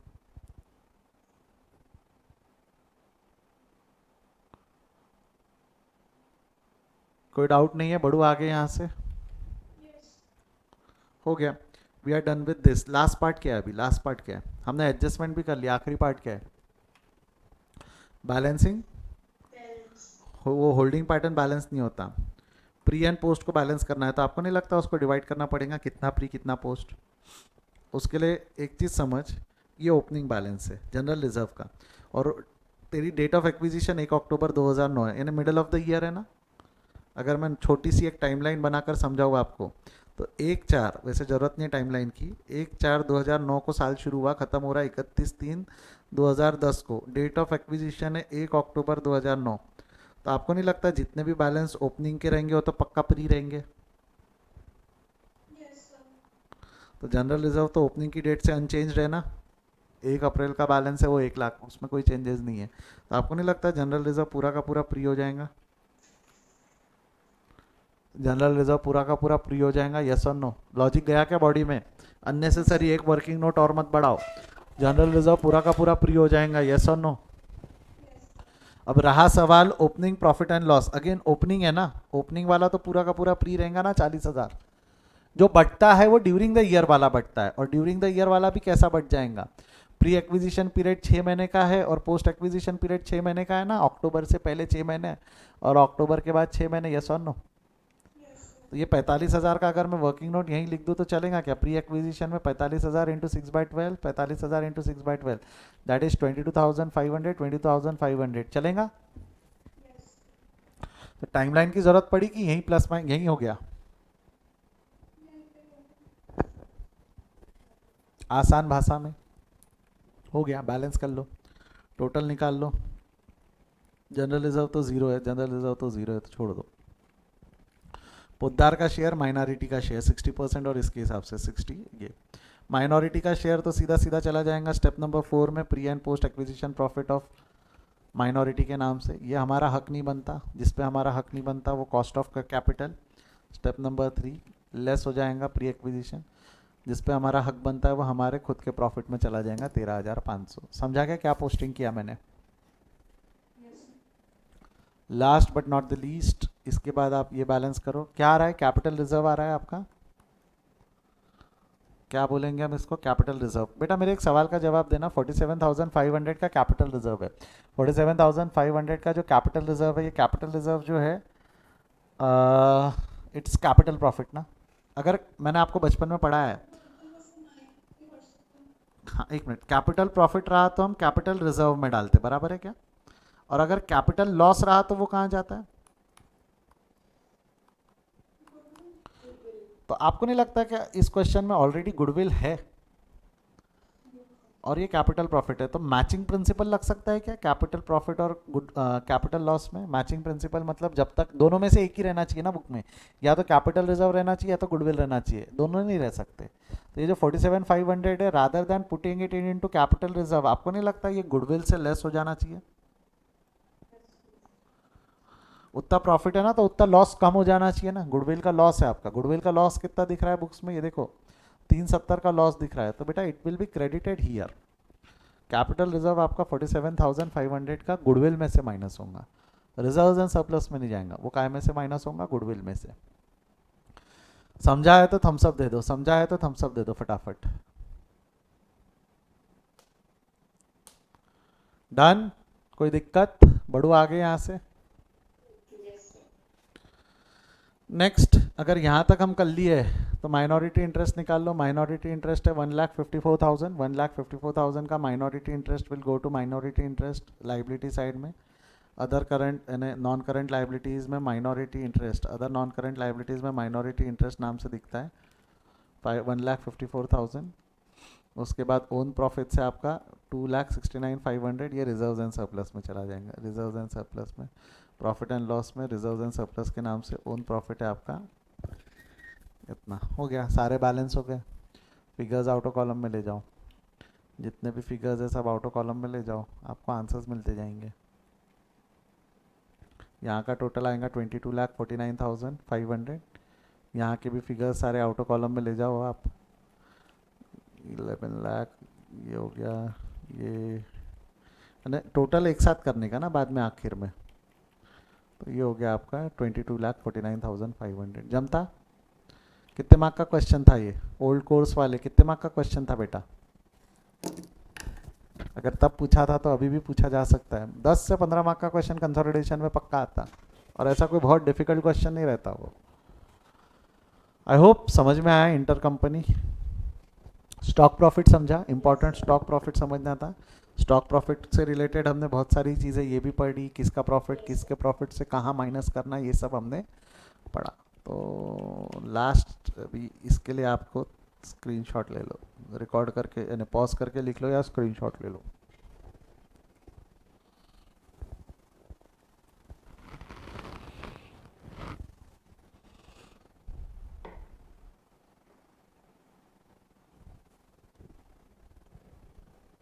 डन?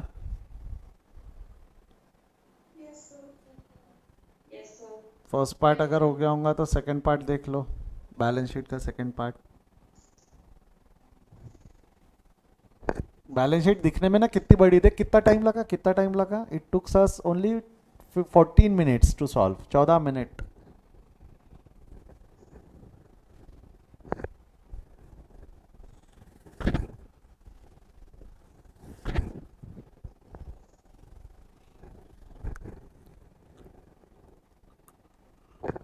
डन?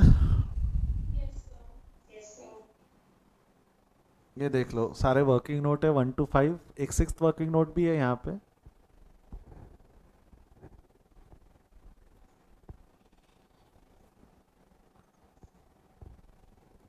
डन?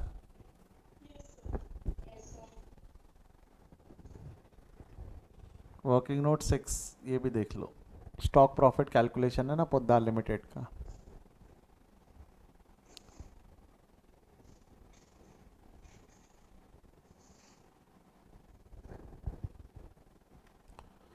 इस स्पीड से जाएंगे तो रे टाइम लग जाएगा, थोड़ा सा स्पीड बढ़ाओ क्या रे। Done?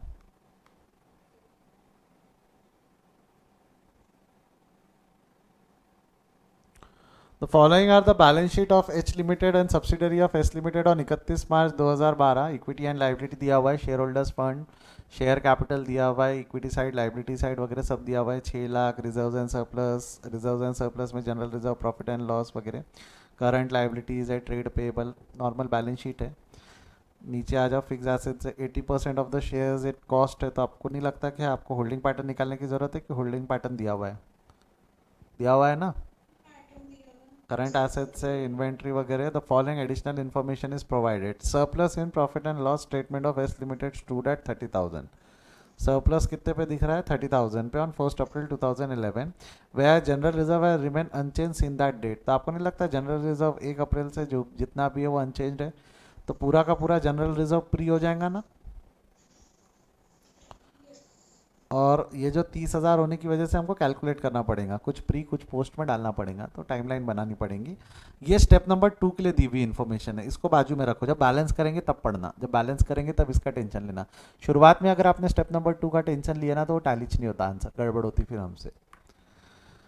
H limited acquired 80% of shares on 1 अक्टूबर। देख डेट ऑफ एक्विजिशन मिल गई 3,40,000 एज मेंशन अबाउ। तो मेरे को एक चीज़ बता, इस पूरे क्वेश्चन में सिर्फ ये डेट के अलावा और कोई इन्फॉर्मेशन काम की है क्या? ये इन्फॉर्मेशन क्योंकि 80% का खरीदा है 3,40,000, वो तो ऊपर दिया हुआ ही था ना। डेट ऑफ एक्विजिशन मिल गई कि 1 अक्टूबर 2011 है, ठीक है। The sum of ₹10,000 due from H limited for goods, the sum of ₹10,000 due from H limited for goods sold at a profit of 25% on cost price is included in the trade receivable till this. तो आपको नहीं लगता ये जो है 10,000 रुपये का debtors and creditors inter company है?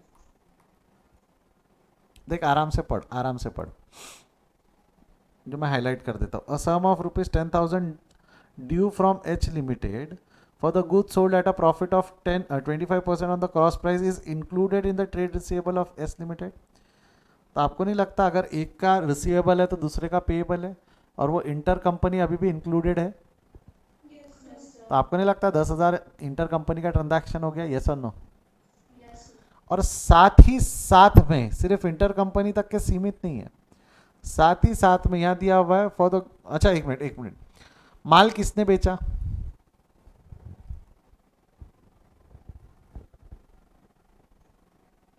माल होल्डिंग ने बेचा या सब्सिडरी ने बेचा? जवाब दो। माल किसने बेचा, होल्डिंग ने या सब्सिडरी ने? देख, माल किसने बेचा है? एस लिमिटेड ने, क्योंकि रिसीवेबल एस के है। रिसीवेबल किसके है? जिसको पैसा लेना है उसने माल बेचा ना। तो आपको नहीं लगता माल एस ने बेचा है? तो प्रॉफिट किसका है? मेरा सवाल सिर्फ आपसे ये पूछने का है, प्रॉफिट किसका है? एस लिमिटेड का प्रॉफिट है। एस लिमिटेड का प्रॉफिट मतलब स्टेप 5 या स्टेप 2? ये समझ में आना चाहिए कि स्टेप नंबर 2 में जाएगा इसका इफेक्ट। कहाँ जाएगा स्टेप नंबर 2? कौन सा वाला? ये, क्योंकि इसमें ना स्टॉक प्रॉफिट के बारे में दिया हुआ है। देख क्या है, ढंग से पढ़, क्या लिखा हुआ है स्टॉक प्रॉफिट के बारे में? Adjustment for goods sold at a profit of 25% on cost price, 25% on cost price. और मेरे को एक चीज बताओ, ये जो उधारी है ये कॉस्ट पे होंगी कि ये सेलिंग प्राइस पे होंगी? हाँ, क्योंकि उधारी तो सेलिंग प्राइस पे ना, रिसीवेबल पेएबल सेलिंग प्राइस पे। बट हमारा प्रॉफिट 25% पे, हमारा प्रॉफिट क्या पे है? 25% ऑफ कॉस्ट प्राइस। तो अब क्या डायरेक्ट 25% निकालने से काम चलेगा कि कॉस्ट को 100 मानना पड़ेगा? कॉस्ट को 100, ठीक है। Till 31st March and only half of the goods has been sold while the remaining is lying. तो मेरे को बताओ स्टॉक प्रॉफिट का झगड़ा किसका रहता है? जो माल बिक गया उसका झगड़ा रहता है कि जो बच गया उसका झगड़ा है? जो अनसोल्ड वाला। तो मेरे को नहीं, क्या मेरी मदद के बगैर यहाँ पे स्टॉक प्रॉफिट कितना हो निकाल के बताओ। आपके पास में 45 सेकेंड्स है, मेरी मदद के बगैर स्टॉक प्रॉफिट निकाल के बताओ कितना है। किसका है वो तो मैंने बता दिया, बट कितना है वो आप बताएंगे मेरे को, जल्दी बताइए।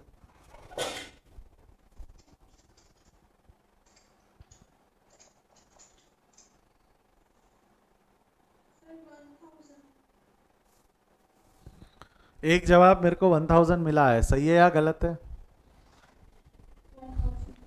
1000। देखो पहली बात, जो स्टॉक बचा हुआ है, स्टॉक कितना बचा हुआ है? स्टॉक जो बचा हुआ है वो 10,000 नहीं है, 10,000 का हाफ है। तो जो स्टॉक बचा हुआ है वो 5,000 है, और ये 5,000 काय पे मेंटेन है? Selling price. और हमको परसेंटेज ऑफ कॉस्ट दिया हुआ है, तो कॉस्ट को अपन मानेंगे 100। कॉस्ट को यदि हम 100 मानेंगे तो हमारा प्रॉफिट कितना हो जाएगा? प्रॉफिट हो जाएगा 25, तो सेलिंग प्राइस आ जाएंगी हमारी 125। 125 के लिए 5,000 है, तो 25 के लिए कितना? Cross multiplication, you will get your answer. कितना आ रहा है आंसर? 1000। स्टॉक प्रॉफिट है 1000, खत्म। स्टॉक प्रॉफिट 1,000 रुपये का माइनस करना है। 9 मार्क, दिसंबर 2012। सब प्री पोस्ट भी तो है, वो बताता हूँ। बट क्वेश्चन समझ में आया क्या? क्वेश्चन समझ में आया क्या? यस और नो? करे सॉल्व करे इसको फटाफट। देखना 15 मिनट से भी कम समय लगेगा अभी सॉल्व करने के लिए। चल शुरू करते हैं। मैंने आपको बताया ना, एसेट से शुरू करो, कंफर्टेबल रहते हो आप, थोड़ा कंफर्ट जोन में रहते हो। चल एसेट साइड से मैं शुरू कर रहा हूँ। एसेट साइड से सबसे पहले चालू करेंगे। क्या है एसेट साइड में? Non current assets. Non current assets के अंदर में 3,90,000, 1,95,000, 80,000 और 40,000। 3,90,000, 1,35,000 बराबर है, 390, 135। उसके बाद में अगला 80,000, 40,000। फर्नीचर 80,000 और 40,000। डन, यहाँ तक कोई दिक्कत? ठीक है। उसके बाद में होल्डिंग, ये हो गया। Non current investments. Non current investment कहाँ जाता है? Step number, non current investment, बोल बोल बोल बोल बोल। स्टेप नंबर 3 करंट, ये इन्वेस्टमेंट है ना, कॉस्ट ऑफ कंट्रोल। 3,40,000 का कॉस्ट ऑफ कंट्रोल हो गया, 3,40,000 का। उसके बाद में करंट एसेट से इन्वेंट्री है 1,80,000, 1,20,000। इन्वेंट्री है 1,80,000, 1,20,000, तो ये चला जाएगा आपका करंट एसेट्स में। 1,80,000, 1,80,000 और 1,20,000 करंट एसेट्स में। इसके नीचे एक लाइन छोड़ देना इंटर कंपनी प्रॉफिट माइनस करने के लिए। ट्रेड रिसीवेबल है 50,000 और 30,000। 50,000 और 30,000 क्या हो जाएगा ये trade receivable H limited S limited 50,000 और 30,000। Cash in cash equivalent, cash and cash equivalent कितना है 70,000 और 50,000। एच लिमिटेड एस लिमिटेड 70,000 और 50,000। क्लियर है यहाँ तक? हाँ या ना, यस और नो? ठीक है। देन इसके बाद में the following additional information is provided to you. नहीं, पहले लाइबिलिटी साइड। हमरा शेयर कैपिटल, हमरा शेयर कैपिटल आ जाएगा इक्विटी एंड लाइबिलिटीज में। Share holders fund share capital कितना है? हमरा शेयर कैपिटल 6 लाख है ना? हमरा शेयर कैपिटल 6 लाख है, यस और नो? ठीक है। उसके शेयर कैपिटल का वाइफिकेशन होगा जिसके लिए अपने को होल्डिंग पैटर्न निकालना क्या है वो तो दिया ही था, 80% 20% दिया ही था ना। तो उसके शेयर कैपिटल का वाइफिकेशन हो जाएगा कॉस्ट ऑफ कंट्रोल में से less share in S limited 2 lakh का 80%, माइनॉरिटी इंटरेस्ट 2 लाख का 20%। शेयर कैपिटल 2 लाख का 80%, 2 लाख का 20%। क्लियर है यहाँ तक? जमता है? कोई दिक्कत? ठीक है। इसके बाद में हमारे वाले general reserve P and L डाल दो, थोड़ा दिमाग लगाना पड़ता है। हमारे वाले रिजर्व एंड सरप्लस में जाएंगे। जनरल रिजर्व होल्डिंग के कितने हैं? होल्डिंग के है 3,40,000। सब्सिडरी के 80,000 लिखेंगे हम स्टेप नंबर 2 में बाद में। बट हमारे प्रॉफिट एंड लॉस का भी वो कर दो। माइनॉरिटी इंटरेस्ट के नीचे हम ओन प्रॉफिट बनाते वो एक 1 लाख। ये है गए, ये समझे क्या? उनके जनरल रिजर्व है 80,000, ये चला जाएगा स्टेप नंबर 2 में प्री एंड पोस्ट में। प्री एंड पोस्ट में इनर कॉलम में लिख के छोड़ दो क्योंकि इसको वाइफिकेट करना पड़ता है। 80,000 60,000 कितना प्री कितना पोस्ट ये दिमाग लगाना पड़ता है ना। उससे अच्छा इनर कॉलम में लिख के छोड़ दूँ, चलेगा? हाँ या ना? समझा क्या?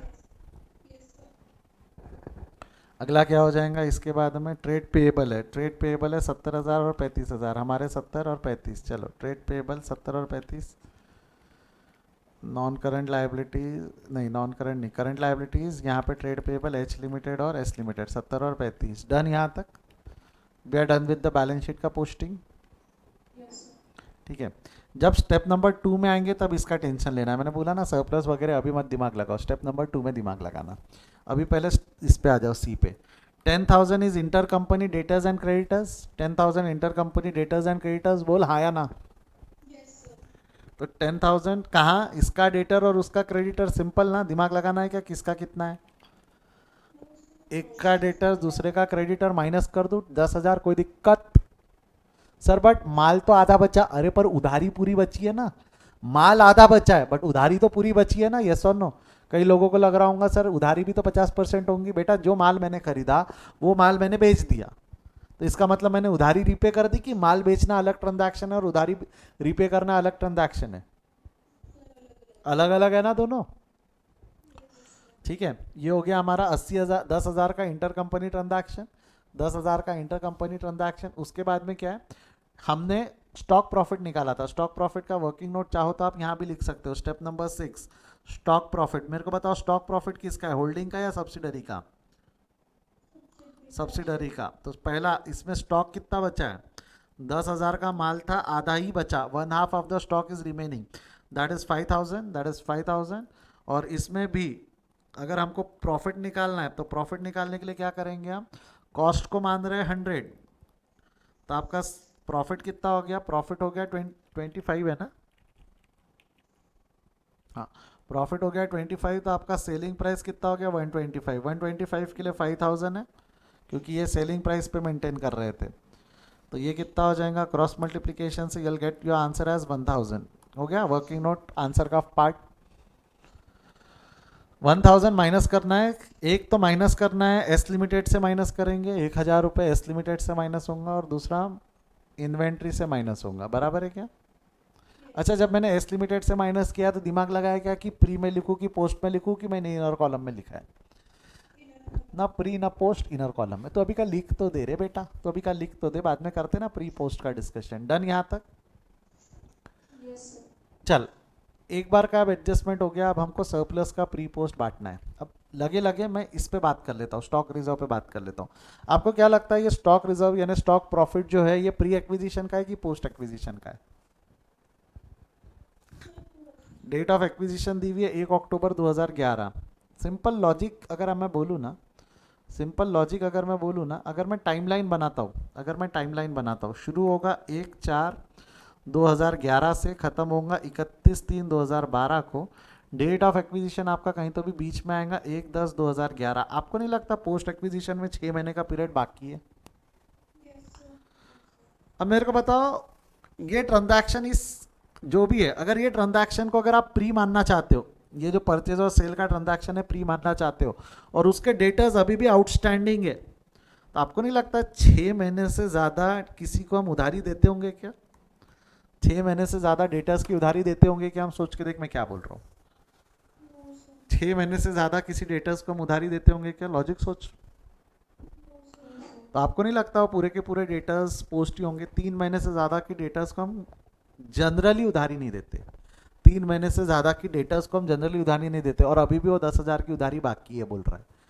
तो आपको नहीं लगता वो पोस्ट एक्विजिशन होंगी? अक्वायर करने के बाद लॉजिक अजम्पशन लेना है ना कि प्री लू की पोस्ट लू, क्योंकि डेट नहीं दी है, ट्रांजैक्शन की डेट नहीं दी हुई है। आप बोलोगे सर 31 मार्च 2012 दिया है, नहीं, वो 31 मार्च 2012 के बैलेंसेस दिए हुए, 31 मार्च 2012 की पोजीशन दी हुई है। खरीदा बेचा कब ये नहीं दिया है, खरीदा बेचा कब, अगर वो दे देता तो चीज़ें आसान थी, प्री या पोस्ट में डाल सकते थे, बट वो दिया नहीं है, तो मेजरली अजम्पशन रहता है कि पोस्ट पीरियड में रहेगा। मेजरली अजम्पशन क्या रहेगा? Post period. बट इसकी वजह से ना बच्चे रूल बना लेते हैं कि स्टॉक रिजर्व हमेशा पोस्ट में जाएगा। ऐसा ज़रूरी है क्या? अगर डेट प्री एक्विजिशन की रही तो प्री में जाएगा ना? अच्छा, और ऐसे भी तो केस होते हैं ना जहाँ पे पोस्ट एक्विजिशन पीरियड ही जीरो रहता, अक्वायर ही यहीं किया रहेगा तो पोस्ट एक्विजिशन पीरियड ही जीरो है। तब आप चाहकर भी पोस्ट में डाल पाओगे कि चाहकर भी प्री में ही डालना पड़ेगा? जब पोस्ट एक्विजिशन पीरियड ही नहीं है तो पोस्ट में नहीं जाएगा। जनरल रूल मत बना लेना कि स्टॉक रिजर्व पोस्ट में जाता है, थोड़ा क्वेश्चन में दिमाग लगाना कि भाई पीरियड कितना दिया हुआ है, कितना आउटस्टैंडिंग है। अगर पोस्ट एक्विजिशन पीरियड कुछ भी है, 1 महीना, 2 महीना, 3 महीना, 4 महीना, तो ज़्यादा अच्छा जम्पशन है पोस्ट। बट अगर पोस्ट एक्विजिशन पीरियड 0/सन्नाटा है तो प्री, क्योंकि क्वेश्चन की लिमिटेशन है, पोस्ट एक्विजिशन पीरियड ही नहीं है, तो क्वेश्चन की लिमिटेशन है कि फिर वो प्री में जाएगा। समझा क्या? तो इसको डाल दूँ, स्टॉक रिजर्व को डाल दूँ, स्टॉक रिजर्व को डाल दूँ पोस्ट में? कोई दिक्कत है किसी को? स्टॉक रिजर्व यानी कि जो स्टॉक प्रॉफिट है उसको पोस्ट में डाल दूँ, किसी को कोई आपत्ति तो बात करो, नहीं तो मैं आगे बढ़ रहा हूँ। अब प्रॉफिट एंड लॉस और जनरल रिजर्व का प्री पोस्ट में वाइफिकेशन करना बाकी है। प्रॉफिट एंड लॉस और जनरल रिजर्व का प्री पोस्ट में वाइफिकेशन करना बाकी है। क्या दिया हुआ है? Surplus in the profit of last profit and loss statement is as follow, 30,000 on 1 April. आपको नहीं लगता टाइमलाइन बना लेते? चलो टाइमलाइन बना लेते, एक छोटा सा टाइमलाइन बना लेते। हमने शुरू कब से करना है इसको? शुरू किया 1 अप्रैल 2011 से, खत्म होगा 31/3/2012। डेट ऑफ एक्विजिशन क्या है? 1 अक्टूबर 2011। अब यहाँ क्या बोल रहा है? 1 अप्रैल का प्रॉफिट एंड लॉस का बैलेंस 30,000 है, प्रॉफिट एंड लॉस का बैलेंस 30,000 है, ठीक है। और क्लोजिंग बैलेंस कितना है प्रॉफिट एंड लॉस का? क्लोजिंग बैलेंस 60,000 है ना, ठीक है। अब उसके अलावा where as general reserve has remain unchange, तो जनरल रिजर्व अगर अनचेंज रहे तो आपको नहीं लगता जनरल रिजर्व पूरे के पूरे प्री हो गए? जनरल रिजर्व अनचेंज रहे तो पूरे के पूरे प्री। अब मेरे एक सवाल का जवाब दो, इसने प्रॉफिट कितना अर्न किया होगा? Don't you think he had earned a profit of 30,000? 30,000 का प्रॉफिट कमाया होगा। अब मैं किसको प्री और पोस्ट में बांटूं? ओपनिंग वाले 30,000 को, अर्नड वाले 30,000 को, या क्लोजिंग वाले 60,000 को? अर्नड वाले 30,000 को हम प्री और पोस्ट में बांटेंगे, तो 30,000 इंटू 6/12, 30,000 इंटू 6/12 कर तो कितना होता है? 6/12, 6/12, 15,000 और 15,000। डोंट यू थिंक जमेगा यहाँ तक? 15-15, तो 15,000। अब मेरे को बताओ, ये प्री हो गया, ये प्री हो गया, और ये पोस्ट हो गया। ये बिना टाइमलाइन का कर सकता था क्या मैं? ये बिना टाइमलाइन का कर सकता था क्या मैं? कैसा? देख सुन, सीधा सीधा बोला हुआ है कि 30,000 ये वाली तारीख का है, तो 30,000 प्री हो गया तेरा, 30,000 प्री हो गया। बट टाइमलाइन बना लिया तो अच्छा है, 30,000 प्री हो गया, और बचा हुआ 30,000 को आपको डिवाइड करना है। आप चाहो तो बिना टाइमलाइन के भी कर सकते हो, या आप चाहो तो टाइमलाइन के थ्रू भी कर सकते हो। मैंने यहाँ पे वर्किंग नोट बना दी है, ठीक है। 45 कहाँ से लाया मैंने? इन दोनों का मिला के 45,000 होता है। ये प्री और ये प्री मिला के 45,000 होता है, ठीक है? यस और नो? तो 45,000 प्री हो गया और 15,000 पोस्ट हो गया। बैलेंस कर लो फटाफट, इसको बैलेंस कर लो। होल्डिंग पैटर्न तो होता नहीं, इसका टोटल निकाल लो। टोटल कितना हो जाएगा आपका? 1, 25 और 14। इसके बाद में 80% और 20% में डिवाइड कर लो। 1 लाख और 11,200। 1 लाख और 11,200 हो गया ये। देन ये हमारा जो है माइनॉरिटी इंटरेस्ट, तो पूरा का पूरा स्टेप नंबर 4 में पोस्ट एक्विजिशन प्रॉफिट, ये हमारे हक का नहीं है, कॉस्ट ऑफ कैपिटल में जाएगा क्योंकि ये कैपिटल रिजर्व है हमारा, और जो हमारे हक का है वो चला जाएगा स्टेप नंबर 5 में। कॉस्ट ऑफ कैपिटल को बैलेंस कर लो 80,000, माइनॉरिटी इंटरेस्ट को बैलेंस कर लो 47,200, और ये हो गया 11। इसके दूसरे इफेक्ट दिए नहीं। मेरे को बताओ, ये जो 80,000 है ये गुडविल है क्या अभी? Why goodwill? Why goodwill? क्योंकि कॉस्ट ज़्यादा है ना।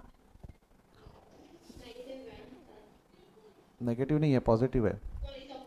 तो ये डेबिट आया, गुडविल है। गुडविल चला जाएगा आपका, गुडविल।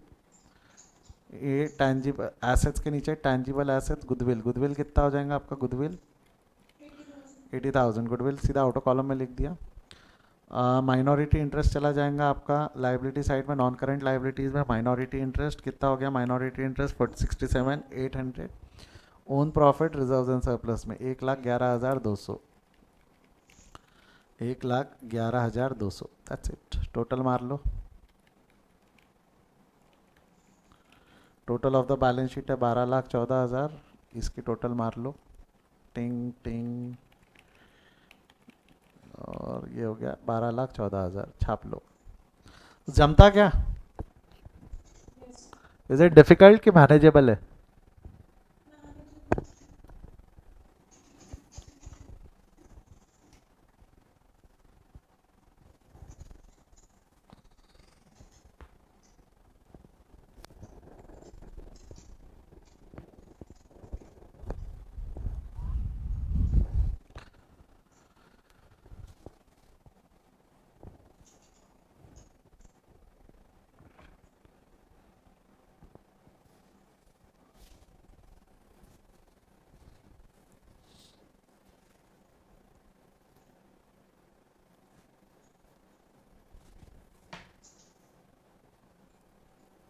डन, बढ़े आगे।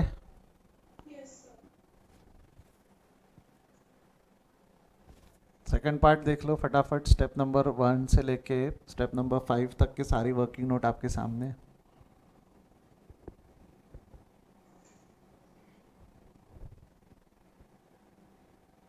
स्टेप नंबर 6 और एक और वो टाइमलाइन वाली वर्किंग नोट एस लिमिटेड के प्रॉफिट की आपके सामने।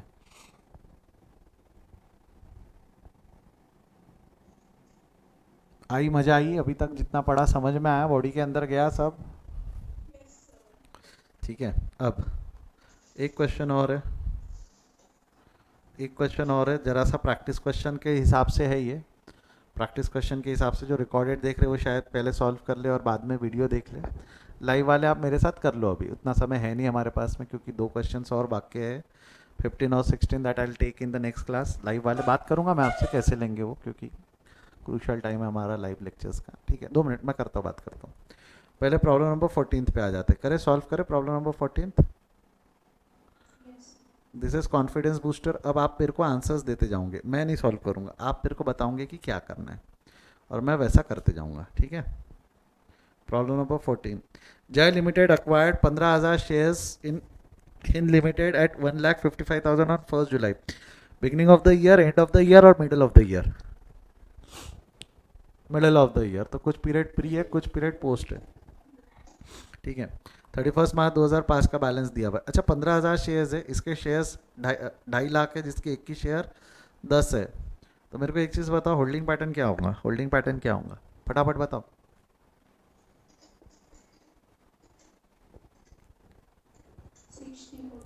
60/40 तो लिख दूँ क्या? ये वर्किंग नोट बना दूँ पट से जाके होल्डिंग पैटर्न की? कैसा? जय लिमिटेड और माइनॉरिटी इंटरेस्ट। जय लिमिटेड के पास में 15,000 है, जबकि इसने इशू किए 25,000 शेयर्स, तो 15,000 डिवाइडेड बाय 25 इंटू 100, तो रेशो क्या बन गया आपका 60-40। तो होल्डिंग पैटर्न हो गया। 1,55,000 की इन्वेस्टमेंट है। इन्वेस्टमेंट में जाकर देख लेना कि भाई इन्वेस्टमेंट सिर्फ उसी की है कि कुछ और भी है। तो उसी की है ना सिर्फ। आज हमने एक क्वेश्चन देखा था ना जिसमें थोड़ी सी अदर भी होती है, तो ये लिख दूँ 1,55 होल सब्सिडरी के लिए, ये होल इन्वेस्टमेंट फॉर सब्सिडरी, ताकि हम बाद में भूल ना जाए, क्योंकि हमारा ध्यान नहीं रहता बाद में। पूरी की पूरी इन्वेस्टमेंट सब्सिडरी की है। चल, शेयर कैपिटल दिए हुए हमारे, reserves and surplus, current liabilities, assets, fix asset, tangible वगैरह वगैरह, ये सब दिया हुआ है। एडिशनल इन्फॉर्मेशन में आ जाऊँ। General reserve appearing in the balance sheet of जय रिमेंड हैड रिमेंड अनचेंज इन 31 मार्च 2004। आपको नहीं लगता ओपनिंग से अनचेंज्ड है, इसका मतलब पूरे के पूरे जनरल रिजर्व क्या है? मैं आपको बता दूं कि आपके कोर्स में जनरल रिजर्व प्री वाले ही क्वेश्चन है। पूरा जनरल रिजर्व प्री है, बट फिर भी मैंने प्री पोस्ट वाले क्वेश्चन आपको शुरुआत में प्रैक्टिस करवाया, याद है क्या? जब हमने प्री एक्विजिशन पोस्ट एक्विजिशन, उसमें जनरल रिजर्व का कुछ तो भी पोस्ट पोर्शन आता है। आपके कोर्स में नहीं है जनरल रिजर्व का पोस्ट पोर्शन, आपके कोर्स में नहीं है। आज तक कभी डिस्क्रिप्टिव एग्जाम में भी नहीं पूछा है। वो हमेशा जनरल रिजर्व प्री वाला ही क्वेश्चन रहेगा, क्योंकि क्रिएटेड वाला कंसेप्ट आपको सिखाना नहीं चाहते वो, बट मैंने सिखाया है क्रिएटेड वाला कंसेप्ट आपको सिखाया है। कभी गलती से अगर क्वेश्चन आया तो सॉल्व करते आ जाएगा हमको। चलो, profit earn by Hind limited again subsidiary on this amounted to ₹20,000। आपको नहीं लगता इसने कितना ड्यूरिंग द ईयर कमाया वो दिया हुआ है? 25,000 में से 20,000 अर्न है, इसका मतलब ओपनिंग 5,000 है, ऐसा बोलूँ तो चलेगा क्या? वो 25 में से 20 कमाया है तो ओपनिंग 5 है ना, तो दिया हुआ है। आप चाहो तो टाइमलाइन भी बना सकते हो। बेसिकली ये स्टेप नंबर 2 की इंफॉर्मेशन है। ऑन 1 फरवरी 2005, एक डेट दी हुई है, डेट स्पेसिफिक है। ऑन 1 फरवरी 2005 जय limited sold Hind limited goods costing 8,000। 8,000 का माल बेचा है जिसको हमने 10,000 में बेचा है। अच्छा, किसने बेचा है? किसने बेचा है? जय ने बेचा है। तो प्रॉफिट किसका है? बोलो, प्रॉफिट किसका है? अच्छा, प्रॉफिट है जय, और जय मतलब कौन है? होल्डिंग या सब्सिडरी? जय मतलब कौन हो गई हमारी? होल्डिंग। जय लिमिटेड यानी होल्डिंग, होल्डिंग हो गई। और कितना प्रॉफिट है बेटा? होल्डिंग है, मतलब होल्डिंग है स्टेप नंबर 5 ना। तो प्री पोस्ट का दिमाग लगाना है कि पूरा का पूरा एक ही कॉलम में आता है? पूरे एक ही कॉलम में। 8,000 का है 10,000। There was no unsold stock. एक मिनट समझ, there was no unsold stock मतलब जितना भी स्टॉक है वो सब बिक गया ना। तो इतना तामझाम करने का कोई मतलब है क्या? अगर बचता तो हम लेते ना अनरियलाइज्ड प्रॉफिट, बट यहाँ अनरियलाइज्ड प्रॉफिट है ही नहीं। समझा क्या बोला मैंने? हाउएवर ये इंफॉर्मेशन क्यों दिया रे फिर नालायक? However creditors of Hind limited include 4,000 of the जय लिमिटेड। मतलब इसमें से सिर्फ क्रेडिटर्स और डेटर्स में से 4,000 माइनस करना है, खत्म। यहाँ पे क्या स्टॉक प्रॉफिट वगैरह कुछ भी है क्या? स्टॉक प्रॉफिट वगैरह कुछ भी है क्या? नहीं। And acceptance of 7,000 Hind limited, acceptance of 7,000 which way accepted in the जय। एक्सेप्टेंस मतलब बिल रिसीवेबल, बिल पेएबल, मतलब स्टॉक प्रॉफिट है नहीं। सिर्फ यहाँ पे 8,000 के डेटर्स क्रेडिटर न, डेटा क्रेडिटर है 4,000 के, और बिल रिसीवेबल बिल पेएबल है 7,000 के। आपको नहीं लगता one of the easiest question so far? One of the easiest question. फटाफट करें, सॉल्व कर दे फटाफट। क्या है ना, बच्चे भावुक हो जाते, ये सब पढ़ के ना बच्चे भावुक हो जाते। फिर आपको आने लगा, अब कृष्णा सर ने पढ़ाया, बोले इतना बढ़िया पढ़ाया, मैं कैसे गलत हो सकता? तो इसको देख के भावुक हो जाते कि 8,000 का माल है, 2,000 का प्रॉफिट है, 2,000 का प्रॉफिट अपन प्रॉफिट में से भी माइनस कर देते, एच लिमिटेड के प्रॉफिट से माइनस कर देते, और सब इंटर कंपनी ट्रांजैक्शन से माइनस करते। बट हम ये ध्यान ही नहीं देते कि अनसोल्ड स्टॉक कुछ भी नहीं बचा, सब बिक गया। सब बिक गया तो भाई इंटर कंपनी प्रॉफिट रहा कि वो प्रॉफिट कमा के खत्म हो गया, बच गया ना वो। वो किसी और के इसमें प्रॉफिट है, किसी और का स्टॉक हो गया, वो हमारा नहीं रहा।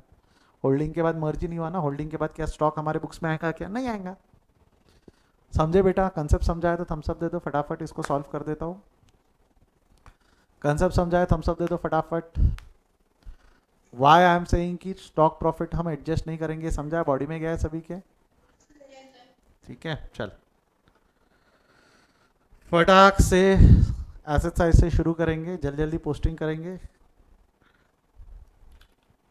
एसेट में फिक्स एसेट्स है, टैंजिबल है, ऐसा non current asset, fix assets, tangible, tangible में बना लेना। मशीनरी है जय और हिंद, जय हिंद। 7 लाख और 1.5 लाख, 7 लाख और 1.5 लाख। मशीनरी के बाद में अगला आइटम है फर्नीचर, 1 लाख और 70 हज़ार, 1 लाख और 70 हज़ार जय और हिंद का, ठीक है। उसके बाद में अगला आइटम है नॉन करंट इन्वेस्टमेंट। मेरे को पता नॉन करंट इन्वेस्टमेंट्स कहाँ जाएगा, पूरा का पूरा सब्सिडरी का है तो स्टॉक कॉस्ट ऑफ कंट्रोल में जाएगा ना।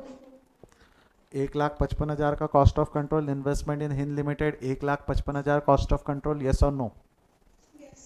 अच्छा, इसके बाद में क्या हो गया हमारा करंट एसेट्स है, इन्वेंट्रीज है आपका 1 लाख और 50 हज़ार का क्या हो गया आपका, इन्वेंट्रीज है 1 लाख और 50 हज़ार का क्या हो गया आपका स्टॉक। तो ये एक ही चीज़ है, सॉरी मैं भी क्या कर रहा हूँ, मैं भी क्या सवाल पूछ रहा हूँ, कुछ नहीं। जय और हिंद का इन्वेंट्री है 1 लाख और 50 हज़ार, खत्म। यहाँ हमारा स्टॉक प्रॉफिट है क्या, लाइन वाइन छोड़ने की जरूरत है क्या इस क्वेश्चन में। ट्रेड रिसीवेबल है 60 और 35, हाँ ट्रेड रिसीवेबल के नीचे लाइन छोड़ना पड़ेगा क्योंकि वो इंटर कंपनी है। 90 और 40, 90 और 40 जय और हिंद 90-40। अदर करंट एसेट्स 25 और बिल्स रिसीवेबल 25 और ये इसके नीचे भी लाइन छोड़ना पड़ेगा। हमारे शेयर कैपिटल, हमारे शेयर कैपिटल कहाँ चले जाएंगे बेट भी, पेन कहाँ नीप कहाँ गया, ये रहा। हाँ बोल, हमारे शेयर कैपिटल कहाँ चले जाएंगे, share holders fund equity share capital, हमारे शेयर कैपिटल बोल रहे, हमारे शेयर कैपिटल कितने हैं 9 लाख।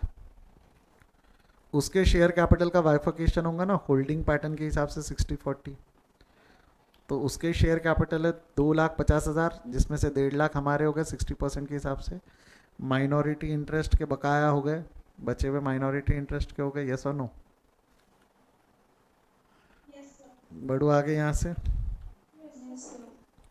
अच्छा, रिजर्व एंड सरप्लस, हमारे रिजर्व्स है और हमारा प्रॉफिट एंड लॉस, हमारे रिजर्व एंड सरप्लस में आ जाएंगे जनरल रिजर्व जय 1,60,000, हमारा profit and loss step number 5 में आ जाएगा ओन प्रॉफिट 80,000। हाँ, उसके जो रहते हैं वो स्टेप नंबर 2 में जाएंगे। अभी तक अपन ने प्री पोस्ट में क्या जाएगा इसका टेंशन नहीं लिया, यही टेंशन शुरुआत में मत ले लेना। क्या है ना, pre post is suppose to be the one of the difficult topic, ये बच्चों को लगता है बट ठीक है टेंशन मत लो। ये हो गए हमारे 25,000। आई होप यहाँ तक क्लियर है सभी को, कोई दिक्कत कोई परेशानी। प्रॉफिट एंड लॉस ओपनिंग नहीं है, ये 25,000 टोटल प्रॉफिट एंड लॉस है, ठीक है। नेक्स्ट करंट लाइबिलिटीज़ 50 और 30, ये करंट लाइबिलिटी फॉर्मेट में आ जाएंगे। ट्रेड पेएबल 50,000 और 30,000, जय और वो 40 और 20, एक लाइन छोड़ देना क्योंकि इंटर कंपनी है। जय और हिंद 40 और 20, क्लियर है यहाँ तक। अब यहाँ पे स्टेप नंबर 2 जब बैलेंस करेंगे तब इसका टेंशन लेना। मेरे को एक चीज़ बताओ, यहाँ से हमको क्या समझ में आया था, यहाँ हमको inter company minus inter company stock minus करना है कि सिर्फ डेटर्स एंड क्रेडिटर्स माइनस करना है। तो डेटर्स एंड क्रेडिटर कितना है 8,000, 8,000 है या 4,000 ही है, 4,000 है। तो डेटर्स एंड क्रेडिटर्स, यहाँ से डेटर्स माइनस कर लो 4,000 के, यहाँ से क्रेडिटर्स माइनस कर लो 4,000 के, खत्म। और साथ ही साथ में आपके 7,000 के बिल रिसीवेबल बिल पेएबल है, वहाँ से 7,000 का बिल रिसीवेबल, यहाँ से 7,000 का बिल पेएबल, बात खत्म, पैसा आ जाओ, बढ़े आगे। देन ये वाले हमारे एडजस्टमेंट हो गए, सी और डी हमने कर लिया। अब आ जाओ ए और बी में। General reserve appearing the balance sheet remain unchange, तो आपको बताया ना इसका मतलब क्या है, पूरा का पूरा लिख दूँ जनरल रिजर्व पूरा का पूरा प्री कॉलम में, कुछ भी नहीं हुआ। और वैसे भी आपका मेजर क्वेश्चन प्री का ही रहेगा, आखिरी में नहीं समझाना, जनरल रिजर्व प्री में डाल देना, आप गलत नहीं रहोगे। Profit earn by Hind limited for this year were 20,000, तो एक छोटा सा टाइमलाइन बना लो कि भाई हमने प्रॉफिट, वैसे टाइमलाइन बनाने की ज़रूरत है कि मैं कर सकता हूँ प्लस माइनस से, है ना। 20,000 कमाया, 20,000 इंटू 3/12 प्री में जाएगा, 20,000 इंटू 9/12 पोस्ट में जाएगा, और बचा हुआ 5,000 जो है वो आपका बैलेंसिंग फिगर है। देख ले, समझा देता हूँ, कई बच्चों को जमता नहीं है वो। तो देख, साल कब से शुरू हुआ है हमारा, 1 अप्रैल 2003 से लेके ख़त्म कब हो रहा है, 31 मार्च 2004 से। डेट ऑफ एक्विजिशन कब है, ऊपर कहीं तो भी दी हुई है शायद, कहाँ दी है डेट ऑफ एक्विजिशन, ऊपर दी हुई थी 1 जुलाई 2004, 1/7/2004। क्लोजिंग बैलेंस 25,000 है। हमने साल भर में अर्न किया हुआ है 20,000, ये क्वेश्चन में दिया हुआ है, साल भर में हमने अर्न किया है 20, इसका मतलब ओपनिंग कितना होगा 5,000। ओपनिंग 5 है, अर्न 20 है, ये प्री और पोस्ट में डिवाइड होगा, ये प्री और पोस्ट में डिवाइड होगा, प्री और पोस्ट। ठीक है, ओपनिंग वाला तो पूरा प्री बन जाता, ओपनिंग वाला तो पूरा प्री बन जाता, ये प्री पोस्ट में डिवाइड कर, प्री और पोस्ट में कितना हो जाएगा बेटा? 20,000 प्री पोस्ट में डिवाइड करोगे तो 3 महीने का पीरियड प्री है, 3 महीने का प्री है, 9 महीने का पोस्ट है, जुलाई तक के प्री होता है ना। तो ये हो जाएगा 20,000 इंटू 3/12, 20,000 इंटू 9/12, करो कितना होता है?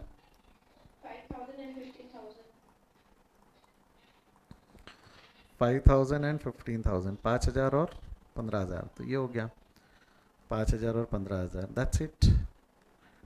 ये ओपनिंग हो गया, ये ड्यूरिंग द ईयर हो गया, ख़त्म। कोई दिक्कत? बैलेंस कर लो, टोटल निकाल लो, टोटल कितना आएगा? ये इतना आएगा, 50 और 15, होल्डिंग कंपनी, माइनॉरिटी इंटरेस्ट, बांट दो। ये माइनॉरिटी इंटरेस्ट का तो सीधा सीधा आंख मूंद के आप लिख सकते हो, माइनॉरिटी इंटरेस्ट का शेयर 26,000। हमारा वाला प्री जो है वो स्टेप नंबर 3 में जाएगा, लेस कॉस्ट ऑफ कंट्रोल, और हमारा वाला पोस्ट जो है वो स्टेप नंबर 5 में जाएगा, माइनॉरिटी। वो हो गया, कॉस्ट ऑफ कंट्रोल माइनस कर लो, 25,000। ये समझा क्या? Cost of control capital reserve है, रिजर्व्स एंड सरप्लस में आ जाएगा, रिजर्व्स एंड सरप्लस में यहाँ लिख देंगे हम। Cost of control capital reserve जो है कितना है? कैपिटल रिजर्व आपका 25,000। देन उसके बाद में है आपका minority interest 1,26,000, again balance sheet के लाइबिलिटी साइड में, non current liability minority interest 1,26,000, and own profit है 89,000, रिजर्व्स एंड सरप्लस में आ जाएगा 89,000। That's it. टोटल ले लो, सब फिगर्स आउटर कॉलम में टोटल ले जाओ। 1,60 हमारे रिजर्व कुछ नहीं है, ये हो गया 8076, ये हो गया 14,29,000। क्या टोटल वगैरह में मैं समय नहीं खराब कर रहा, अब आपको कैलसी वापरते आता है, ठीक है ना? कैलसी पे हाथ साफ है, इतने क्वेश्चन सॉल्व कर रहे हैं तो घर पे एक बार प्रैक्टिस कर लिया करो, बस जो क्वेश्चन क्लास में हो रहा है वो क्वेश्चन एक बार घर पे भी ट्राई कर लिया करो। Again a crash batch, you will have to practice by yourself. Screenshot ले लो फटाफट आंसर्स के, रिकॉर्डेड वाले पॉज करके लिख लो, मोबाइल से फ़ोटो भी खींच सकते हो। डन? क्या है ना, रिकॉर्डेड वालों को ना स्क्रीनशॉट लेने में दिक्कत जाती है। ये लो, सेकंड पार्ट का स्क्रीनशॉट ले लो, या रादर ऐसा ले लो स्क्रीनशॉट। पूरी बैलेंस शीट आ गई अभी, ये पूरी बैलेंस शीट एक फ्रेम में।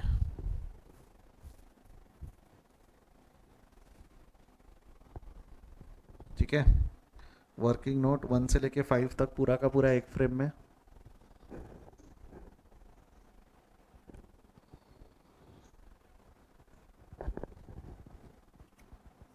Timeline done? आगे क्लास, अभी हमारे 2 क्वेश्चंस और बाकी है जो थोड़े से डिफिकल्ट है, जिसके लिए है ना थोड़े डिफिकल्ट यानी अलग है, ये मॉड्यूल के क्वेश्चंस है एक्चुअली, ये मॉड्यूल के क्वेश्चंस है, जिसके लिए हम क्या करेंगे, इलास्ट्रेशन नंबर 7 और इलास्ट्रेशन नंबर 8 है ये मॉड्यूल के आपके, जो मैंने ऐसे के ऐसे रख रखे, कोई चेंजेस नहीं किया। ये question I will discuss in the next class. Live वाले रुकना, मेरे को 1 मिनट बात करनी है। प्रॉब्लम नंबर 15 और 16 मैं अगली क्लास में डिस्कस करूंगा। मेरा उम्मीद थी कि आज शायद हो जाएंगे, बट हमें समय लग गया ज़्यादा, इसी को डिस्कस करने के लिए कुछ 1-1.25 घंटे और लग जाएंगे, नहीं हो पाएगा हमारा उतनी देर में डिस्कस, अभी तो नहीं हो पाएगा, इसको अगले सेशन में ही करते हैं। बट अब तक कोई डाउट है क्या? प्रॉब्लम नंबर 14 तक कोई डाउट है क्या? हाँ या ना बोलो फटाफट। तो रुको, आज यहीं रुकते हैं, इसके आगे will continue in the next class. तब तक के लिए bye bye, see you, take care. Live वाले रुकना, जाना मत। ये रिकॉर्डिंग के लिए बाय बाय था।